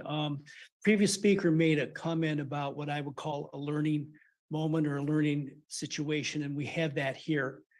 And I want to briefly review some of that because I understand the previous consultant was terminated probably with cause by the city manager. And it's not clear to me, at least reading through the contracts and everything, that we have systems or a process in place here that can result in the termination of a contract. And so as a result, the city manager then, I guess, felt as an agent of the city council, went out and probably properly terminated a contract.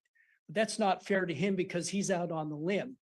And so I would suggest, I would implore you even, when you put together a contract with a group, that you have some kind of language in place or have a policy in place separate that allows the city council to have some level of information and say in the termination of these agreements.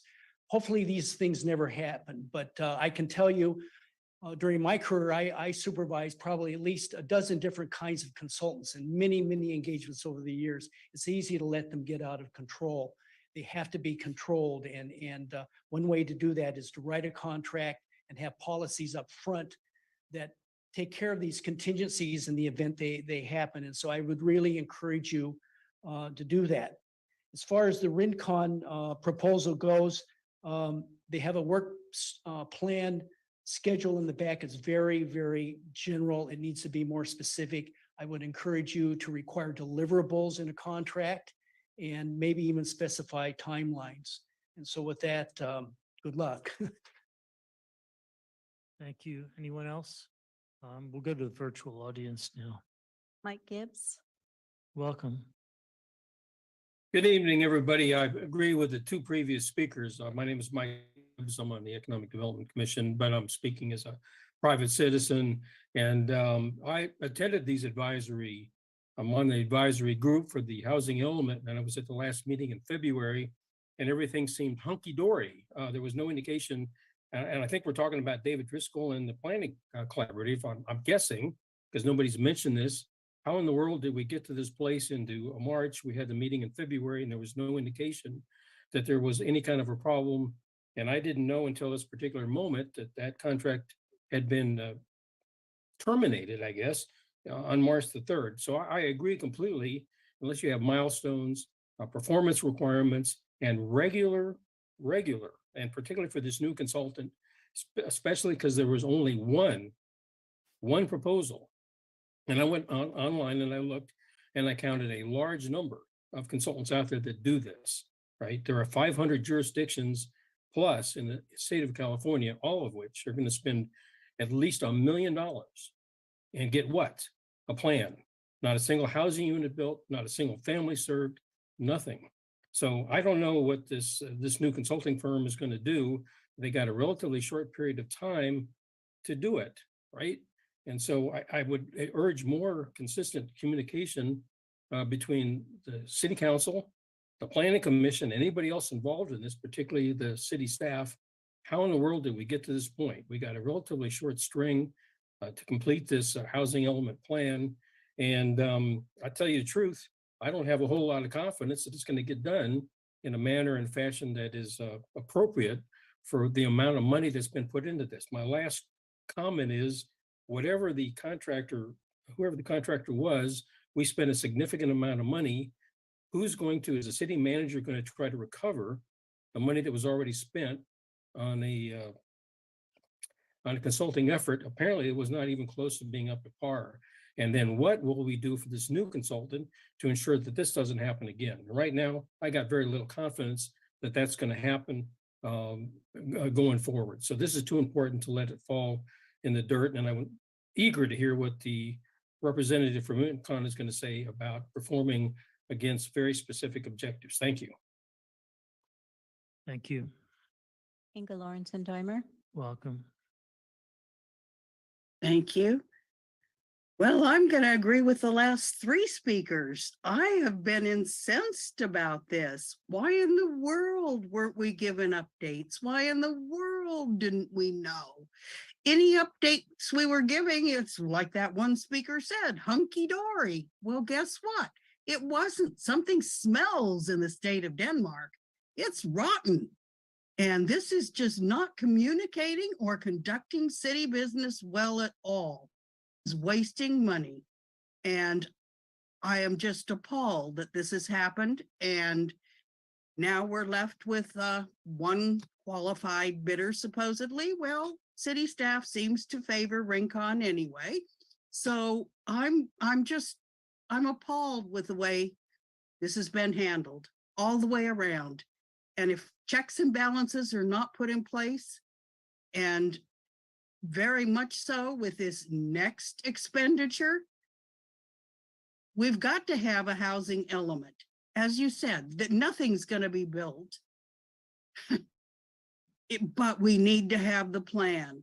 And when we hear at meetings for updates, reports that are just little verbal reports of, oh, well, we're moving along, you know, it's just not good enough. The public deserves better. Thank you. Thank you. Lisa Anyone else? Triani. Welcome. Thank you. I don't think there's anything I can add to what's been said. Thank you. Anyone else? Marcia? Good evening. I am shocked and I would, I just agree with what everyone else said. It's breathtaking. $128,000, 8 pages? How did this happen? And I just, I'm sorry, the contractor was obviously, or we think, was not doing things up to snuff. But on the other hand, I think we have to look at our own staff. The housing director, I think there had to be something amiss in the supervision. And also management. I mean, there are different levels of trust that put on city staff to make sure that their money is being spent properly and that problems are identified and corrected. This was like a nightmare. And the closure was also questionable, whether, we'll recover any of the money. 8 pages of work product for $128,700. I am just appalled. And lessons learned. I think City Council needs to follow this, not just with the new contract, but also how did this hot mess occur and was not caught until what, March 1st? I think there has to be consequences, whether it's a write-up in a file, I don't know. But this is inappropriate conduct of the contractor, we think. And also there is some faulty supervision that was given by staff. And also the feedback to City Council, as some other citizen remarked, it was all hunky-dory. Everything was coming up roses. And suddenly, boom, we learned that it was not satisfactory at all, several months in. And so the new contractor that we will be hiring, whether it's Rincon or someone else, I mean, we've given them very little time. I think this deserves further investigation. Thank you very much. Thank you. No further hands. All right, I'll close public comment, bring it back to council for discussion. Let's see.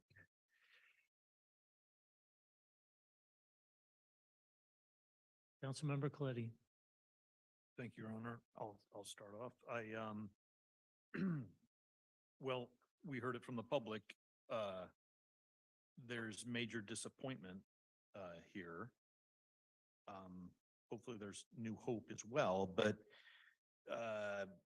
dealing with the disappointment, and the reason why I'm a little disappointed is that I spoke to the need of staying on top of this, keeping our eye on the ball, because there is so much at stake at getting this right and the timelines involved. And also because it is such a profound change in both our zoning and the expectation for what housing, potential housing will look like within Pacific Grove, which requires a lot of outreach. So to see that just auger in is definitely a disappointment. And not to belabor it too much, but at the last presentation made by Mr. Driscoll, I was under the same impression. Everything was quote unquote hunky-dory, but it's not. But let's talk a little bit about the numbers. $128,000 was the amendment to his contract, right? To do the general plan, or excuse me, the housing element. Is there any balance left? Any unspent funds on that? Out of the 128, is there some money that he did not get paid? So do we have funds remaining in that? Councilmember Coletti, I believe we have 70,000 remaining in that budget. Okay, so we've got 70,000 that can be used towards the proposed work that Rencon would be doing for us. One of the things that has come up again and again, and I asked for it early on as well, as a timeline. So here's the proposal, Rencon's proposal, and it's a beautiful proposal for the Focus General Plan update. I'm sure Ms. Lazardi will recognize this document. And in it is this beautiful timeline for doing the work for the Focus General Plan. Can we get something like that for the proposed work for the housing element, Ms. Lazardi? And also you have an excellent section on the costs and the scope of work. I don't anticipate you're going to need to regenerate a proposal, although it would have been nice for this work. But what can you give us that you've done already for us in the Focus General Plan vis-a-vis timelines and costs and breakdown, especially the financial breakdown for the housing element? So that's my question for now, for starters.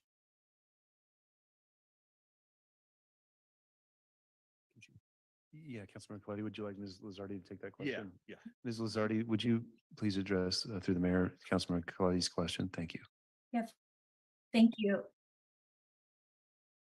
Sorry, but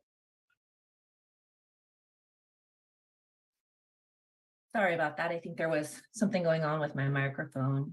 Good evening. Thank you for having me here, and I appreciate the question, Councilmember. We did submit a detailed scope of work for the housing element. I believe that's in the package there, but it does break down all the tasks that we've agreed to perform under this amended contract, including a detailed breakdown of each of the specific task components, including an early meeting with city staff to create an even more detailed schedule with milestones and deliverables. We do have an estimated schedule also in the proposal. At this point in time, it is an estimate, as you know, we have not had an opportunity to take a look at any of the materials that have been developed to date by your former housing element consultant, but we do have an estimated schedule in the amended proposal for the housing element component. Okay, but if you're talking about the attachment to the agenda report, it's a 2-pager. I mean, that would not meet expectations. So what I'm asking for, are you going to develop a more comprehensive timeline that we can track moving forward? Yes. Yes, we have one of our initial tasks includes developing that detailed scope of work after the kickoff meeting with staff. Can I just jump in? Is there another document that Rincon has provided that is not in the packet? No, we just provided, Mayor, the abbreviated timeline. We didn't put the full proposal into this staff report as an attachment. If I could jump in, when we say the full proposal, we're talking about the general plan. No, we're talking about the full housing. Okay, so we just, the basics of it, right? Well, if there is a more comprehensive proposal that's been submitted, I don't know why council hasn't been given that. I'll just let that linger. So maybe we can direct staff to publish that or send it to council. I mean, so, all right, that's very frustrating. I mean, after all we've been through, we're not getting the updated, the full proposal for the update. So I'm just going to clear my mind here. We need, if we're going to adopt this, we need to get a very specific timeline And we need to have monthly updates on what is happening for the work being performed. I actually have some confidence in Rencon just based on the presentation they gave. Commissioner Sawyer, Planning Commissioner Sawyer was at that, and I thought they did at that meeting, at that interview, and I thought they did an excellent job. And this is an excellent document. Why don't we have the same thing for the general for the housing element is the question. So I would really encourage council to consider requiring, as part of adopting this contract or approving this contract, requiring that council receive monthly updates and that we be given the timeline, and perhaps it's already in the proposal, I don't know. We get the timeline as soon as possible. That's all I have for now. Councilmember Pedori. Thank you, Mayor. I have a few questions. So first of all, you mentioned that with the earlier consultant, that there's some leftover money, but it seems like we had at least provided $50,000 or somewhere in that range for them to deliver whatever they delivered. And it appears that that delivery does not meet our standards. Obviously, it's only 8 pages, etc. So my question is really maybe to the city manager or to the attorney. Is there any recourse for us as part of that contract to recuperate any of the money that they have, that we've already sent to them because of unfinished documents or etc.? I can jump in here. It's my understanding that we paid him for services that he did perform that were associated with it, but he didn't deliver the document. So I don't see how we can go back to him at this point. That there were deliverables that he provided, but he just did not finish the last piece, which was the biggest piece, which is the housing element working draft. Yes. So let me put it another way. It's an unfinished product. Right. And so I don't think we can, I don't We see how cannot- we have any recourse to go back okay. to. So the other thing that I want to also understand is technically if, so this is just me viewing it from a bigger lens here, is Mr. Driscoll hasn't served in his capacity for this city. I don't want him to be in other cities doing a similar job. So I don't know how we want to spread the message or at least communicate that. But If I could jump in, it's my understanding he's had the same experience recently in a number of cities. It sounds like it was a case of overcommitted and underdelivered. There's other cities that are in the same exact position that we are with Mr. Driscoll right now. okay, all right, thank you. And then with Rincon, so it is also news to me that this is not the complete proposal. So what are we missing? There are 2 pages here as part of the agenda. How many other pages? I mean, are the other pages relevant to the council? And if so, how many other pages are there? Do you happen to know? Or maybe Rincon can let us know. Either way. Councilmember Pedori, I would ask Kamiko to comment on the full proposal. Just as the general plan update, there's a full proposal that is much larger that you have in your hand. We don't typically put the full proposal for a consultant into the staff report as an attachment. So in this case, we know that there was a focus on the timeline, and that's what we put there, but it is possible for me to provide that information to you. Okay, and that's great. So, and again, from that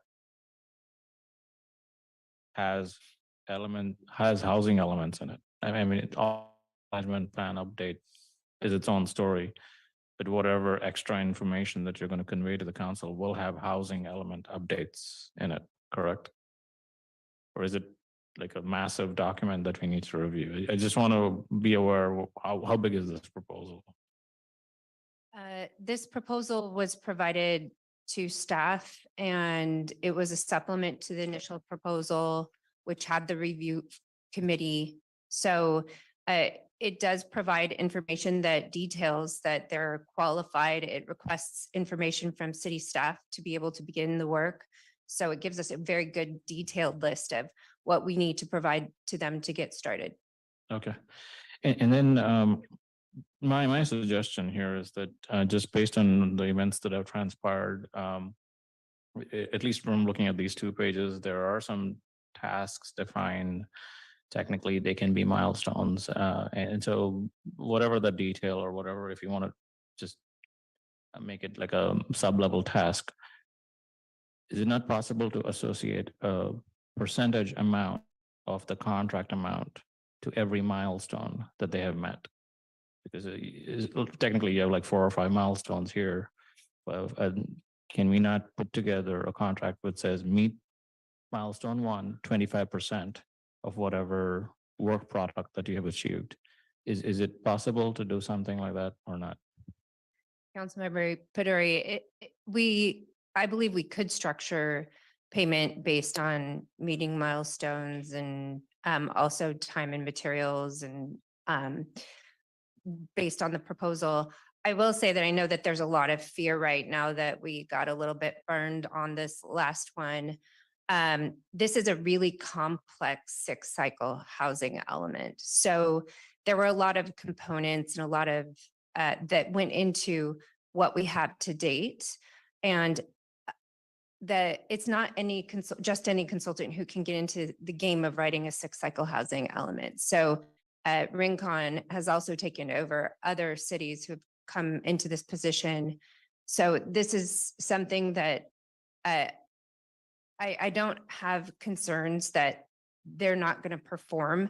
Whereas Baird and Driscoll, this was the only housing element that they were working on at this point. So Rincon's been working on over 30 throughout the state through the entire 6-cycle housing element. So I feel we're in a much better shape now. Okay. And Rincon is listening to us. So but either way, the only other question I had was, to me, it was kind of a little bit puzzling that there was only one respondent to our RFP. And so we don't have much of a choice to actually decide. And technically that means we don't have much of a choice in other things too. Do you find that surprising, or can you comment on why we only had one respondent? Sure, Councilmember Peduri. When I was at APA this fall, I did talk to many consultants about our housing or our whole focused general plan update. A lot of consultants are busy right now. They just didn't want to commit to proposing, but I tried my best to speak. Almost every consultant was there. So I did put it forward. We sent it out. We utilized lists from neighboring communities. We put it out there. So this is what we received back. And with the housing element, a lot of consultants are tied up. The typical consultants, it's been a really tough housing element cycle. So people are busy. All right, thank you. Those are my questions. Thanks. Councilmember Beck. Thank you, Your Honor. So I'm looking at page 348, housing element schedule. Do we need to reinvent what took place back with Driscoll in October, public workshops and those type of things, or do we need to? Councilmember Beck, no. And that's the good thing is we were on track with all of our public participation. We did a lot of the sites inventory with our balancing act tool. These were all pluses. So we have that going for us. Like David Driscoll, Baird and Driscoll did complete a lot of this information that is going to inform the housing element update. It's just when we requested this draft document, compiling everything wasn't there. So all of this can be utilized for this. And update. so where does Rincon pick up? Because I'm looking at the schedule and they're outlining public workshops and timeframes and so forth. So what can Rincon pick up at this point and move forward? Will that help our timeline, having some information going forward? I'm going, Councilmember Beck, if Kamika would like to respond. Thank you, Anastasia. Yeah, I mean, certainly the engagement that has been completed so far is going to be really useful. You know, this sixth cycle is really unique in that we are required to do an adequate and targeted amount of engagement to support the fair housing analysis for the housing element. We did propose some additional engagement, but that is to support the project as we continue to move forward. We've made the assumption that all of the engagement that's been conducted to date by the city staff and by your former housing element consultant has been sufficient to help inform the site inventory process, which is something that you also have completed. We're assuming that that's stable, that's vetted, and that's something that we can use to move this process forward. Where we'll go from here is assembling all of the data that has been used to prepare the site inventory. We will need, you know, all of the information from all of the engagement activities, so all the input that's been provided to date, so we can make the connections to the analysis that we would conduct and to ultimately to any of the meaningful actions or recommendations that would come out of the housing element. So we are relying on that information, and that's a really, really important part of the process. So it's good that that's complete. What we'll be doing is diving straight into the analysis. My understanding is that's the piece that has not been done to make those connections. You know, to date, we'll have to make sure that all of the data that had been assembled for your consultant, we have the opportunity to take a look at all of that, to analyze it, and then to prepare the bulk of your housing element. Okay, thank you very much. And then how many housing elements is your company currently working on? Right now we have active, I want to say we have about 23. You know, we are partnered on this with Veronica Tam and Associates. That was a strategic move for a couple of different reasons. Veronica Tam Associates is known for her work in housing. She's a recognized expert in the state. She has a long established relationship with HCD, which is of critical importance for the success of this project. So we brought her on to serve as our HCD liaison and to help with some of the components of the housing element update. Together, our two firms have partnered on 16 housing elements, and each of our firms has completed over 40 or is working on or have completed portions of 40 or more housing elements across the state. You know, we've been working on housing elements starting in the Sandag region, so down in San Diego through SCAG. We're currently working on housing elements in the ABAG region. Veronica was key in getting the Berkeley housing elements certified. We had the San Leandro housing elements certified. We are currently working in the Central Valley. We're also working locally for the city of Marina, the city of Seaside. Veronica has Salinas and Capitola also underway. So we have a very significant body of housing element work. And frankly, it's been really important in guiding us through this process as the guidance that's been issued by the state really evolved, and we've learned a lot moving from region to region through this cycle. Thank you. And will you be the consultant working on this housing element, or is Veronica's team working on it? We both will be. We're partnering. Okay, so, and how many, I'm just curious, how many employees do you have at Rincon? We have 400 working on the housing element. Correct. Well, we will probably at the end of the process have about 10 employees from our company working on the housing element. Our core team will be about 5. Okay, thank you. And how many from your company have been certified at this point? I don't have that number for you in front of me. I could get it. But like I said, San Leandro's been certified, Corona's been certified, Vista's been certified. I believe it was Simi Valley, but I could get you a complete list after the meeting. Okay, thank you. Councilmember Amelia. Thank you, Kamika, for providing that information. That was my question. Was there any local areas that you've been involved in, and you answered that question. And I'm only, it says the considerations of Rincon and their sub-consultant Veronica Tam and Associates. That's all included in the Rincon Consultants proposal, correct? That is correct.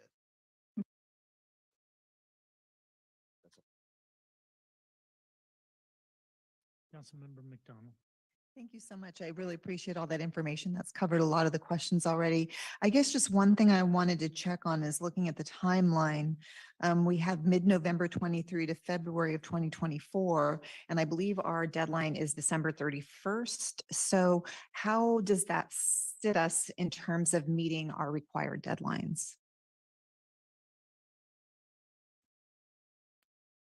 Yeah, I don't have the perfect answer to this. I mean, the honest answer is that, that is going to put you past your statutory deadline. Our goal here is compliance. And because of the setbacks the city's faced on this process thus far, it's really cutting our timeline close. And, if there's anything that that we've really learned throughout this process is that you can't rush the process to the point of sacrificing the appropriate level of detail and the sufficient justification that's needed to build your recommendations, in this case, meaningful actions in your housing element.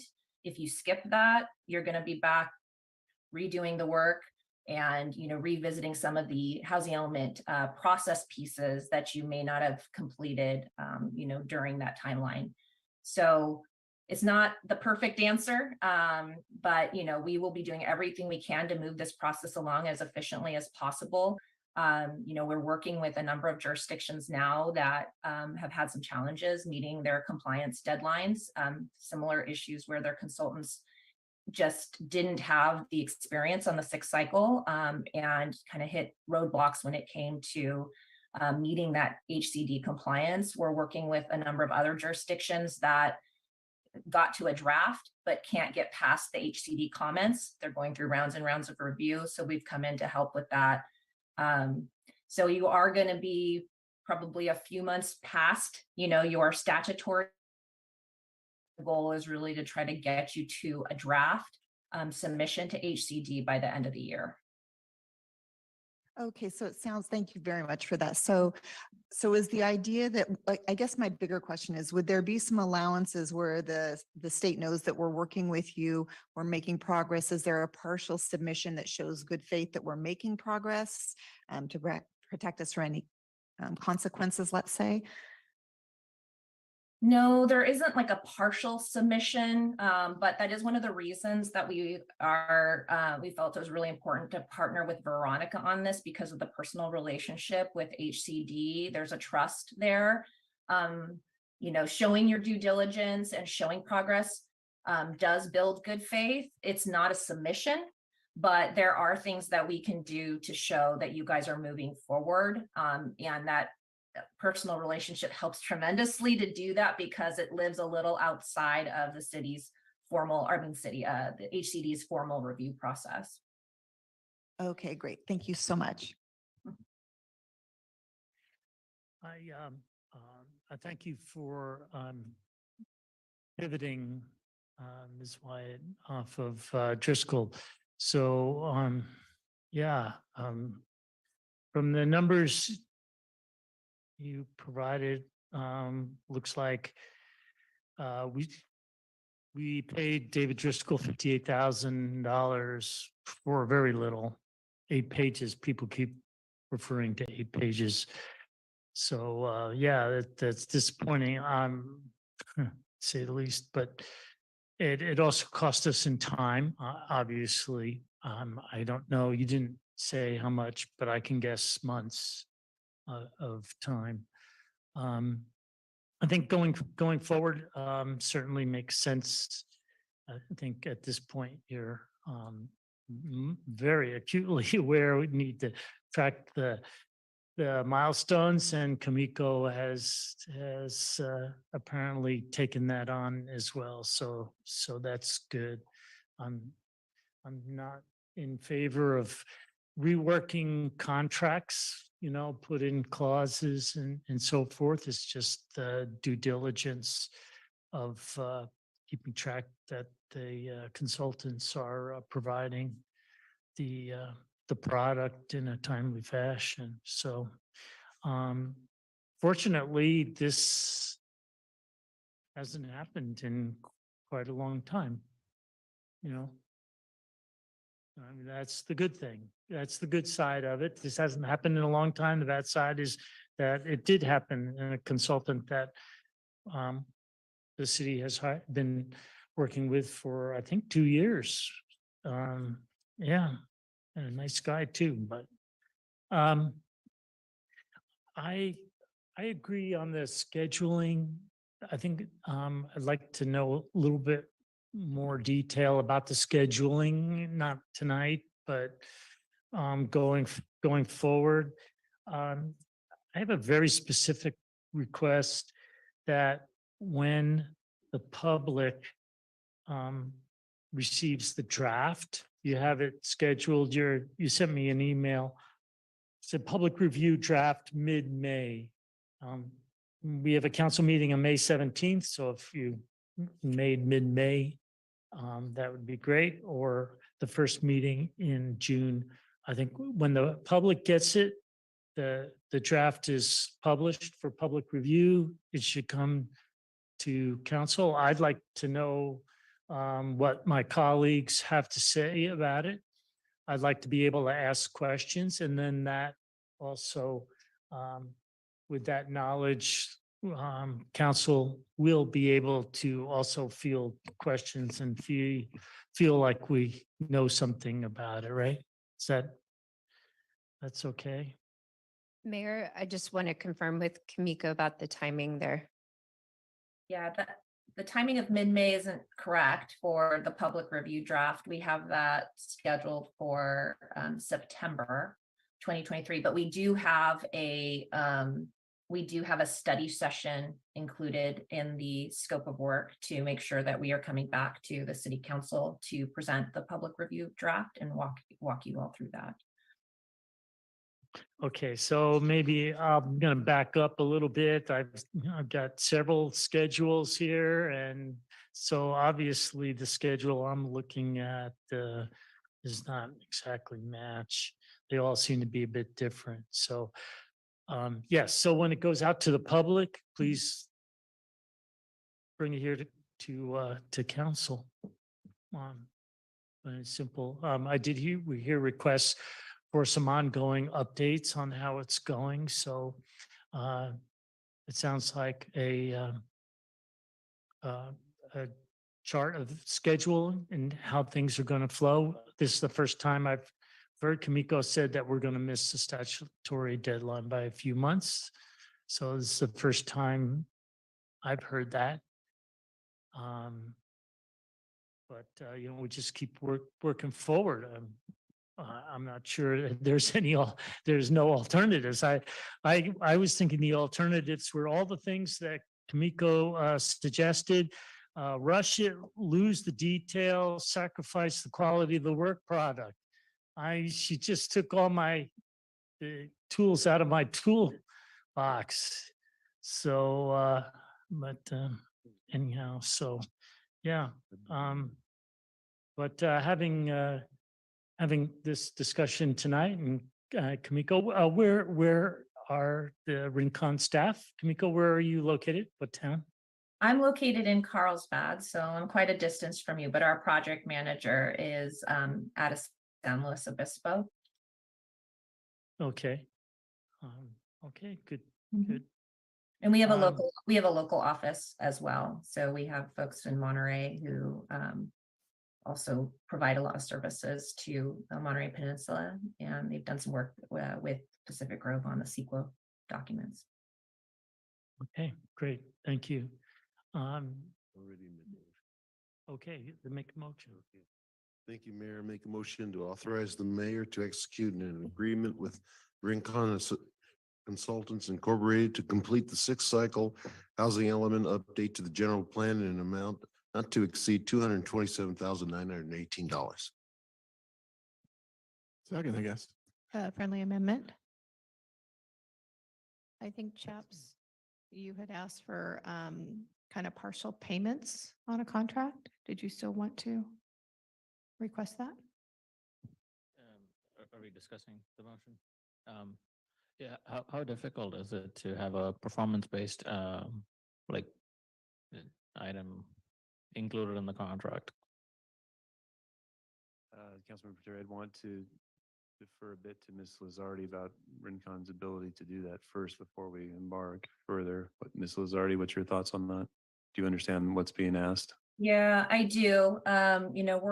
I would have to run that through our in-house legal counsel and officers of the company before I could agree to something like that. Our preference on this would be the time and materials.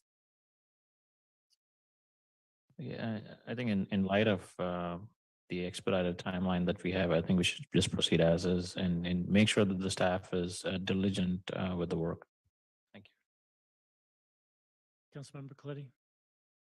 Thank you, Your Honor. I have a couple, I think, due diligence follow-up questions. They're not going to be many. But we have, based on the proposal for the Focus General Plan update, that's going to cost us $1.6 million. Is that right? That's what's shown in the cost section of the proposal. Councilmember Coletti, we're still negotiating, and Kamiko and I have been working on negotiating that budget. We'll come back on April 5th to give you that. Okay. Well, what's shown in the proposal is 1.6 million. And we're going to allocate another 157,000 in funds added to the 70 that we already allocated that remains for Driscoll. So we're pushing, 1.8 as it is now. My concern is if you do take on the housing element, Kamiko, how will that affect your work on the general plan and the timeline you've presented for the work to be done? Our original proposal for the general plan, had anticipated that the housing element would be further along. So we will need to kind of look at the overall general plan schedule and adjust accordingly. In terms of resourcing, so in terms of running the projects in parallel, I have kind of two teams that are working on this. So we have the housing element team, so they can be focused on getting that work done. And then we have a general plan team that would be focused on that work. It's all under our roof, and one overall company. So we do have the, collaboration and the integration. I'm overseeing both efforts so we can make sure that there's, efficiencies, economies of scale, those types of things. But from a resource perspective, we have the two teams, kind of separately working on both pieces to keep pushing ahead. You've also got a subcontractor though, right? Veronica, who's going to be doing on the housing element. The housing element. Does she have the bandwidth, and who will be monitoring her performance? Is that your job? That's my job. Okay. Well, one final point, the mayor did mention, we only got the two sheets as part of the attachment. The mayor mentioned May. It clearly says administrative draft housing element sections, May 2023 through September 23. So when I read that, I interpret that to mean there will be something available in between May and September. And I came prepared to vote yes for this, fully expected to. We didn't receive the proposal for the work. City council wasn't given the document. That's just, I'm voting no. So that's all I have to say, Your Honor. Ms. Wyatt, how can council see this full proposal? Do you have an electronic copy? Mayor, yes, I do. I can send it to. Can you send it or post it? Yes. Yeah. Okay. And a new time. Yeah. If you could sort out the timeline. Could I- like, I'm sorry, not- Darren. Can I comment on the schedule? I want to be clear. The May timeline is for the administrative draft housing element sections that get submitted to city staff for review. And then the public review drafts after we've gone through that review process with city staff embedded and they've reviewed for quality, for accuracy. Then we would produce the public review draft, which is slated for September. So that's a process of developing admin through the public review. Just for that clarification. Okay, I know that's not the schedule that. Oh, I see. It is on one of these schedules. It's not one of the others. I have 3 schedules, so. Yeah, okay. All right, so end of September is when the public and council would see the housing, the administrative draft housing element, is that correct? Public review draft. Public review draft, we'll get the lingo right. Okay, and then you'll make the Rincon proposal available. Okay, great. All right. We have a motion on the floor. Could we have a vote, please? Councilmember Emilio, Aye. Mayor Pro Tem Smith, Aye. Councilmember Spiteri. Aye. Aye. Coletti, No. Beck, Aye. Mayor Peak. Aye. Motion carries 6-1. All right. Thank you. Thank you to the public for participating tonight. Thank you to staff for hanging in there. My colleagues, much appreciated. Everybody have a good night. Meeting adjourned. Have a nice evening.